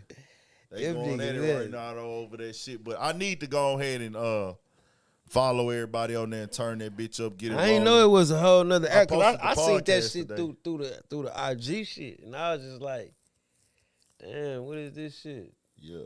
And then, you know, but I'm gonna go live on YouTube right social now. Media shit is Instagram. The social media shit is like it's a war, man. They be beefing this shit. Niggas Facebook buying up everybody's shit. You know what I'm saying? That shit is crazy, So bro. Boosie then went off again on Gazi. He says, Gazi, you got it. He put the money bag emoji, then said, pop that shit off. Check. Ed Hot Boy Mo 3 will be on your ass right now playing with me. Blue, I think you done fucked up that $4 million that they gave you, but you can put that, what you got left with that, your fake CEO got left, and make it right. TQ, you better sell them properties you got off for giving my fucking name. Y'all know to get all together and do the right thing like y'all got together and did the wrong thing. Y'all would rather them with my money, shaking my head. If you watch a nigga forge my name and you put your signature on the same contract knowing I'm not there, what that make you? A snake. Empire, TQ, Blue, give me my money. Y'all ain't want me to get my cut. Y'all niggas ran with my name, Boosie artist, till y'all came up, shaking my head. Then y'all wouldn't really sign to me. Then y'all wouldn't really sign to me no more. All y'all know what y'all did. Give me my shit. Oh, pretty ass niggas. Hashtag pretty ass niggas. God. Damn. That's that, y'all. That's it for the pay day. That man. Pay the man. Yeah, we ain't gonna hold y'all up too much. I think we had a pretty productive show, man. Let's go through some hot shit real quick. Le'Veon Bell called out Moneybag Yo and Stunner 4 Vegas. Who? Le'Veon Bell, running back. Shout out to Twan. He's a Steelers fan. He was hot for the Steelers. Le'Veon Bell. Let me go to something real quick. So now Le'Veon Bell was like, he paid them niggas for verses. And he feels like they basically, he didn't put the verses out because they gave him bullshit verses. Oh, yeah. Moneybag Yo, and he said he actually felt like they looked at him like a quick check. And I'll be real with you, bro. You being an NFL player, how they they most looked at it. definitely That's how they looked at it. probably looked at you like a chick. And then, But can you he supposed rap? to tell them that. Can he I rap? never heard him rap. Never See, heard him rap. that's the thing too. Like, you gave me the money, I'm gonna give you these few little bars, and then nigga be like, man, that nigga ass, bro. I can't be, you know what I mean? Nah, facts. I'm about to cut that thing off real quick. Yeah, that's the Bluetooth we got now. Go live real quick on the ground. Nah, so I say this, bro, like, shit. Yeah. They probably saw you as a lick at that time, and they was fresh in their career. So when niggas first come out as rappers, they trying to grab up any bag, nigga, like. Then you an NFL nigga, they know you probably paying 20, 30. Oh, nigga, this nigga ain't really that nigga like that. He ain't really trying to be no rapper. I bet you, what's his name? What's the nigga name? The Kevo nigga. I bet you wish he would have dropped that verse Which one? with Lil Baby. I mean with Gunna. Man, I just seen a clip of that today. He was talking about they suing them niggas now, I think. Not suing, they just pressing a line on their money back because he dropped $250 on that motherfucker. He dropped $250. So he like, nigga, they wouldn't clear the song. He been trying to drop the song. It's been a year. So he like, nigga, I just want my money back now. Nah, at first he was saying it like he wasn't doing it because he wasn't fucking with that and right. Nah, he's like, nigga, he just spent the money into it, but he said he want his money back though now. Like he saying he want his money back. Okay. So now I saw that shit with Le'Veon Bell, but whatchamacallit responded. Bro, it was something y'all just talked about. I was like, damn, I was going to do a story on that shit. But I fucking forgot. A video on that shit, I mean. So a lot of people been getting, shout out to Jamie Foxx too, y'all. Yeah, man, Jamie. Seen that boy on that boat. Jamie Foxx out here saving the day. He helped a woman get her bag back after it dropped without her knowledge. So we got all these niggas on the internet talking about he a clone, man. All these niggas talking about. Stop it. Yeah. And nigga on the boat, he out in public. He clone seen shit his is spots in cap, Chicago. Why would they clone these niggas? Out of all the niggas, you know what type of man? If I had that type of power, type of shit, I'd be kind of trying to clone for real. Wouldn't be no entertaining, rapping ass, acting ass niggas. I ain't gonna lie. Shout out to everybody right here, man. We live on Studio 56 podcast right now on YouTube. Said I got to start going live mode, man, and I got to start dropping more interviews again. I got one up and out for the edit in the morning for y'all, so that's coming. A lot more shit going on, man. We working, we trying to push, we trying to grind. Y'all know what we doing. Shout out to everybody in the chat, man. We appreciate the participation. Y'all make sure y'all is subscribed all the way up in there, man. Make sure y'all here. Did we talk about YNW Melly? Yeah, we talked about it, huh? Did we? No, we didn't. Nah, that nigga, man, listen. We ain't talk about it. My bad. That nigga partner retarded as hell. My bad. We ain't even talk about YNW Melly, man. I went in that bitch looking like a damn fool. Shout out to my boy Twan. He on the live right now on Instagram. Tweezy! We back next week. Nigga, it was some good sports shit to talk about too this week, Twan. For sure, for sure. Nah, let's talk about the old boy shit real quick, bro. What's dog name? Glass, last name Glass, Tavian Glass. They asked him, bro, about smoking weed, how much he smoked weed and shit. Shit that don't matter about the case. Yeah, then he the main key that stood out, cause he didn't give a motive. He didn't say that he seen Melly do nothing. He didn't say he seen nobody do anything. Only thing he did was he did say that Melly changed clothes. Now that doesn't convict Melly. That doesn't mean that Melly's guilty. Man, but changing clothes though, like because it's the time frame. He gave him the time frame because he said it was daylight. They gotta prove but it's that after. Shit. No, I'm not saying that they don't gotta prove. But no, I'm saying they gotta prove. Yeah, that but shit it's just like saying that in the courtroom is gonna be like, damn.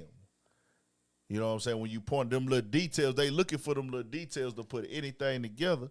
I don't think he was credible enough though for them to even take what he was saying into consideration for deliberation type shit. You know what I'm saying? Like, cause he made himself sound stupid when he was saying shit. I should have smoked some weed before I came to this motherfucker looking ass. Like, you can tell he didn't don't want say to be no there. shit like that, Somebody you know said what I'm he had to go there. Yeah, nigga, when they subpoena your ass, you gotta go or you gonna go to jail. Yeah, I think he had to go. So he didn't get up there and say nothing or give nothing up. But it's just one of them things. But Fredo Bang, you know, that it's already a known fact that Fredo Bang was there after the incident supposedly went down with them. He was already tied in, but he doesn't have to come to court. You know what I'm saying? There's no subpoenaing him or nothing. He doesn't have to come to court. He's not a witness or anything like that. So it's just a crazy situation. This was day 12, man. They not bullshitting with this motherfucker. They trying to figure it out. Yeah, for sure. Nah, they on niggas' ass, man. I want to see if they gonna bring up the 100K trait with it. I mean, not 100K trait, 100 track 100. track Nah. 100. His name came up a couple times, I'm but saying they need to bring his ass up there. See what type of bullshit he got y'all to say. tap in the Studio 56 podcast, man. We live Oh, right yeah. now, Urban Politicians TV. Cause that Get nigga, up over I ain't here, gonna man. lie, that's the most weirdest nigga I ever just seen with this shit that they got going on. This nigga, I don't know, bro. That nigga, they're weird. He say some weird shit. Then, shit, he gave him the phone. No, for real. I wonder why. What made him give him the phone like that? No, for sure. Nigga, how did they even know you had the phone? Shit crazy. You know what I'm saying? That's the type of shit I be thinking. Like, nigga, how the fuck That they shit even get knew, tricky in them how the fuck courtrooms, they bro. even knew you had the phone though, my boy? That shit has always been tricky in them courtrooms, and it will always get tricky in them courtrooms, bro. And it'll always get tricky with investigation behind the scenes with police, bro. That's just how this game go at times, dog. Nah, for real. But we here, man. Studio 56 podcast chat. What's going down? They did something big for Pokey again, bro. I missed it. They pulled up to the exotic pop shop in the South, and everybody was there pulling. They did like a little bike ride, man. I wanted to be there. I missed it. Heartbreak Kid keep wanting to talk about Adam 22, bro. Yeah. And I'm gonna be real with you. That wasn't even nothing to bring. I did that on my own. You already know what niggas. My niggas staying with that type of shit, bro. So I did that because I'm a YouTuber. I'm a content creator on YouTube. I'm a YouTuber. I do trending news and topics. That wasn't even no discussion for my niggas because that's like some shit. We know what it is, nigga. That ain't no shit we talk about. Like, for real. That's just because I'm in that YouTube lane and world. And I know Adam would see it. And I knew that people would click it. That's why I talked about it. But so many people got to talking about it, that shit ain't even gaining steam. It's so like, nigga, so many motherfuckers speaking on it, man. Yeah, man. That shit is what that is, bro. Nigga know that's some weird shit. It ain't no other way around it, nigga. Say it sound like they was tracking that phone. Yeah, but I'm saying it's how did they know that 100K nigga have the phone to get at him to get the phone? Like, did he give up the phone willingly? It's just like, hey, I got a phone that y'all may need, or was like, hey, nigga, give us the phone. You know what I'm saying? I'm just saying. I wonder. See, this is what, and I do want to say this, bro. Right, it's white folk business for shit show. So nah, we can't even say that. I'm gonna tell you some real shit. I've had several white people tell me, don't put this on white people. This is weird people. I don't give a damn if they white or not. A white person. No, I've had God. a few white people tell me that. Hey, Man, any motherfucker in their right mind, you know what I'm saying? You got to be high and some shit or some other shit, you know. that nigga said, hey, them niggas said, hey, man, this ain't white people business. This is weird people business, man. We don't do this shit, nigga. I would never. And he said, my family would never approve of no shit like this. This is a group of weird people doing shit like this. And it's so crazy before we get off this shit. A nigga said, it's so wild. And they can try to put the narratives however they want to put it. The nigga that he paid to pipe his wife said, I wouldn't do this shit, basically. Like, without saying that, that's what he said in nigga terms, like, oh, if you want to pay me to fuck your bitch, nigga, you can. I'm in that line of work. But can't nobody pay me to fuck mine. That says a lot to you right there. Y'all trying to make it be some porn shit, but the nigga that's the professional top nigga in porn, as y'all claim, you know what I'm saying? Oh no, they just see, they are so thirsty and they are so reaching. They saying Casa not next on her because he called in to Adam. She is on the stream. I just seen it on my timeline. She on her stream with the nigga. Ooh. With Aiden Ross. They doing a live stream together, her and Aiden Ross. And I think Adam not even on there. It's some nigga on there and Aiden Ross and Lena. They all on there together. Oh, Adam on there too. They did a 4-way stream. So this is all promo. He said he's seeing all this money he gonna get. That nigga turned up about that.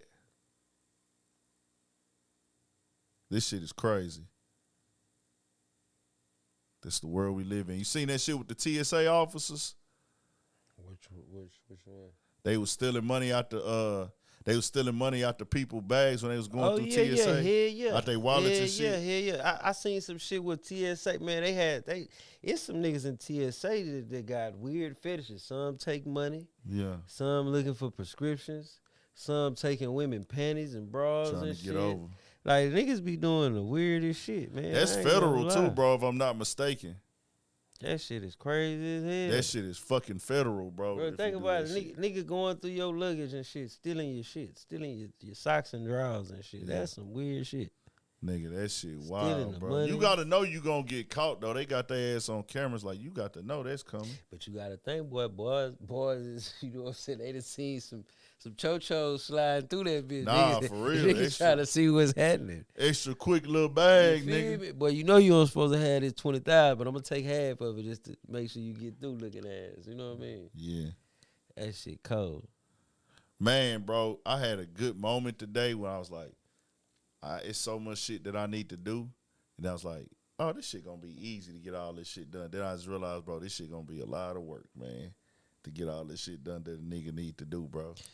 Nigga, I ain't gonna lie. I be feeling like, nigga, I'm ADHD. Nigga, I would be like, yo, I'm finna do this. And then it's like, nigga, my brain be like, well, nigga, you know you gotta do this. Then you know you gotta do that. But then if you do that, then you know you gotta do this. And I just be like, man, you know what? Hey, it's so crazy, Fuck bro. And that I shit. admire and respect for people like that's able to do all this shit with it, like with having kids, bro, because I'm a nigga with no kids, and just to imagine having a little one running up in the morning, and then I got to try to get together and make, I would really have to have somebody helping me, bro, like, or I would be like, I'm only going to work with my child to sleep. Shout out to Jess, man. I ain't gonna lie. Shout out Jess, cause boy, if she wouldn't, Yeah.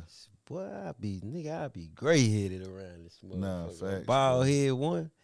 No Facts, bullshit, man. Like if I had a family, nigga, like this shit would damn near it'll be moving a lot slower. I say that. Like I say that. Like I would still be doing this probably, but it wouldn't be moving. Like I wouldn't be able to pump out and work as hard. And me working as hard as I do has made it possible for me to be in different places. You know what I'm saying? Like niggas know me here, niggas know me there.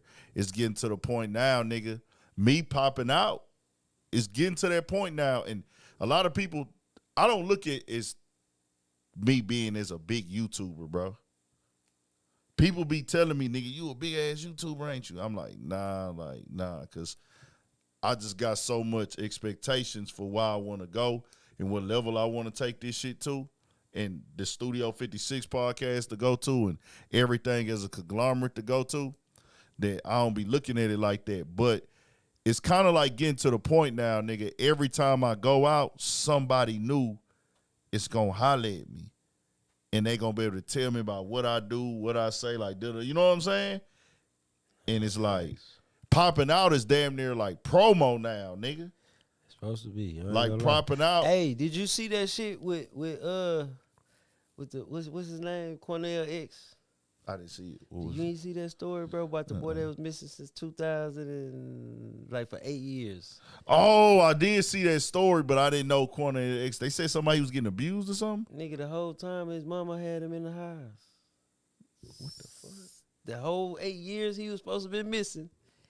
His mama had him in the house. Stepmom mama, I don't know who the fuck she is for real, but Yeah. whatever lady had him in the house, sexually assaulting this nigga and What the fuck? abusing this nigga and doing just the most to this nigga, bro, for 8 years. Then this nigga popped up on somebody's porch, nigga fucked off. Bro, that shit was Hold crazy on, let's as look hell. that up real quick, bro. That We gotta shit- listen to that. That shit there. Before we get up outta here, we gotta sad, listen nigga. to that one. I seen that shit.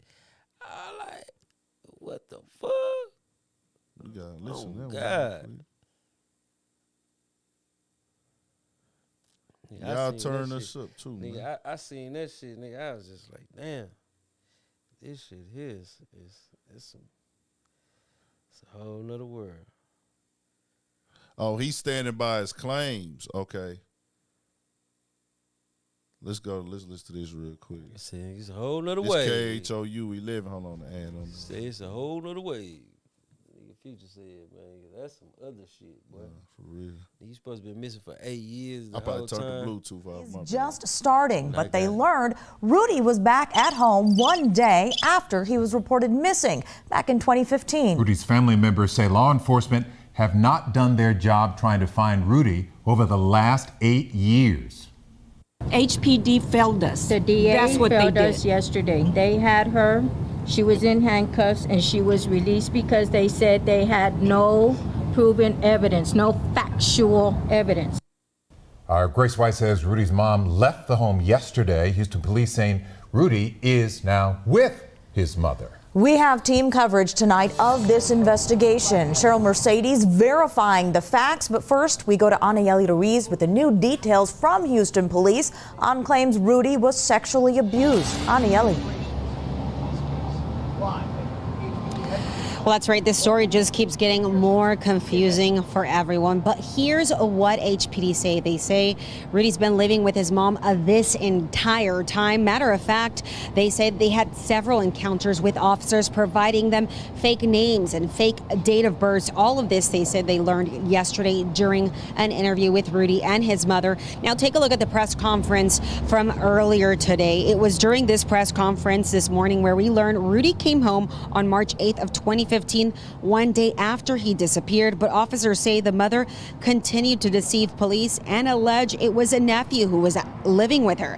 The police department says the DA's office declined any charges for making fictitious reports, and when police were asked if Rudy was sexually assaulted, they wouldn't comment on that and could not say if Rudy was a victim or not. But here's what they had to say about the alleged sexual abuse. Now, based on Rudy's interview, there were no reports of sexual abuse reported.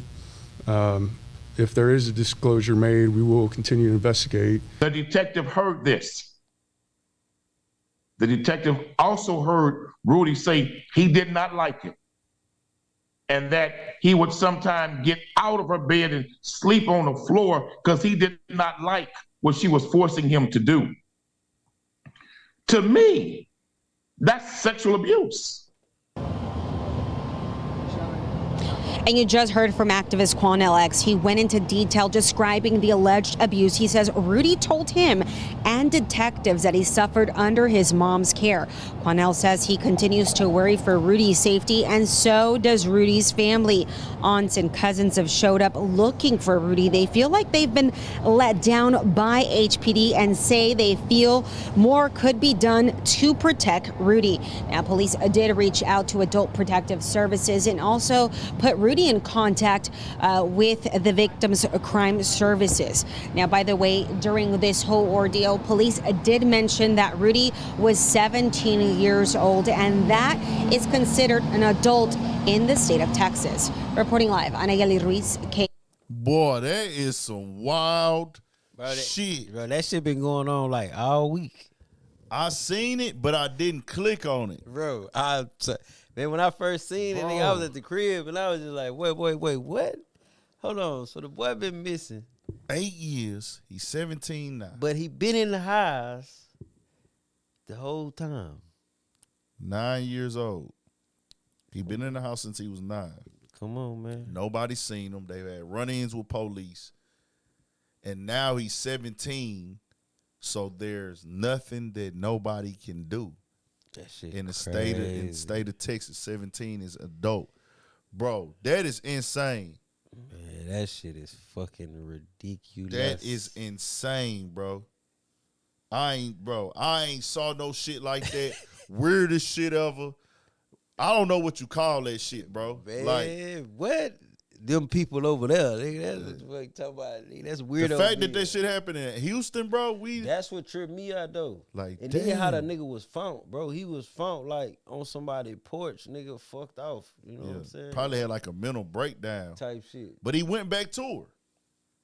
That nigga probably mentally destroyed, bro. That's some fucked up shit, dog. Yeah, and he would have to really get away from her. Because, bro, you got to think, that's a nigga growing up from 9 years old. This all he know. This all he comfortable with. That nigga would probably, and I'm not a therapist or nothing, he would probably have to be taken away from her. That's what that family, that's what his family been saying. Yeah. You know but they can't take him away legally. Huh? They like, man, this bitch here needs to be locked up. He got to be away from her for like 2 years to really wake up and get some real reality to see what's going on. But that shit is insane, man. We good though, man. We appreciate y'all tapping in. Yes, everybody here turn us up. How many likes we got, man? The vibe stream, not the live stream. Keep spreading that word, man. The vibe.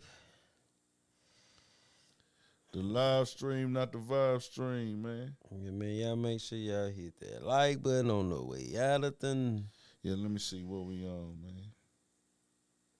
So you can get that there, man. Then make sure y'all comment on this motherfucker, man, so that bitch can be hidden, man. Turn it up a little bit. So Come back and comment after the live, man. You don't give a damn what you say. Just don't say no retarded shit. Yeah, man. We need that participation, man. Participation for the elevation, man. If y'all fucking with us, fuck with us.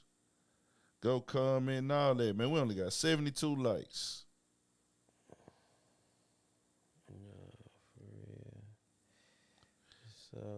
Y'all got to get that bitch to the 100, man. We've been on here for 2 hours. Y'all turn it up, man. Turn it up. No, facts. I'm going to try to drop some clips this week, though, man, to have on there and shit like that. Nah, for real, for real. Hey, yeah, man, look, I'm going to tap in with you, man. Be looking for me to hit you in the inbox family for shit show. Vlog next week, food vlog next week. Oh, yeah, we can. Could do one. Yeah, we can. Go check some shit out, man. Go eat some good shit, man. We ain't gonna tell them. We can't tell them what it is. Almost did, almost boy. did. Y'all almost did, boy. They still would have known it because I was only gonna say the first. Right. But they still ain't gonna know. We got a live ass spot. Hey man, all y'all better be on here on this next food vlog we do, man. Like this bitch gonna be live, man. Bro. It's gonna be dope as fuck, bro. Why would you interview no rapper Trap Boy Freddy? Air Jordan. What? Trap Boy Freddy is one of the hardest working rappers in Texas, my nigga. That's a fact. Oh, God. Who been more consistent in Texas when it come to dropping music, shooting videos, and active? He ain't the best rapper, but the nigga Trap Boy right, Freddy. He all right, man. You who? Ask me who. I mean, name me who, bro. And why wouldn't I interview Trap Boy Freddy? Texas thing, baby. He from Texas, nigga. Big Texas shit. He one of the biggest names in Texas, and I know that because when I took a picture with him, nigga, I probably got more likes than I know. I'm probably like a nigga that get 100 likes on post. If it's a good post, maybe 200, 300. If it's like a catchy post, I'll probably get like 400, maybe. And you never know what it's gonna do. I'm not a nigga that's get a lot of engagement on my Instagram, but nigga, when I posted that picture with Trap, it was a picture and did like 700, man.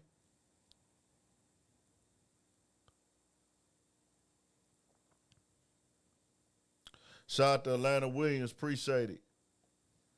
Said she got us on in the living room, 100. Already, baby. Marathon float in the building. Yes, sir. Scrooge, you say Trill Burger gonna open up off 45 and Cross Timbers? You lying. Are you sure? Nah, they got something right there, huh? Now he's saying where that James Coley Island was located, because you know that James Coley Island ain't getting no play Oh, right there. yeah, I know what you're talking about. Yeah. That bitch ain't you what? That's a bad spot. That bitch ain't getting no play right there. That's a terrible location, bro. Like, because the way the freeway work right there. Facts. You gotta exit off of fucking Whoop and then make Can you do the U right there? Yeah, because you know Of down Cross there, Timbers? like where I-45 smoke shop and all that shit at. It's on the other side. Yeah, nah, like I'm saying, like if you going that way, they got that little turnaround down there. Yeah, You know I know the saying? turnaround And go then up under where the train tracks at and Yeah, shit. yeah, and then come right back up on the side of Gotcha, the yeah. house. See that turnaround make it so head.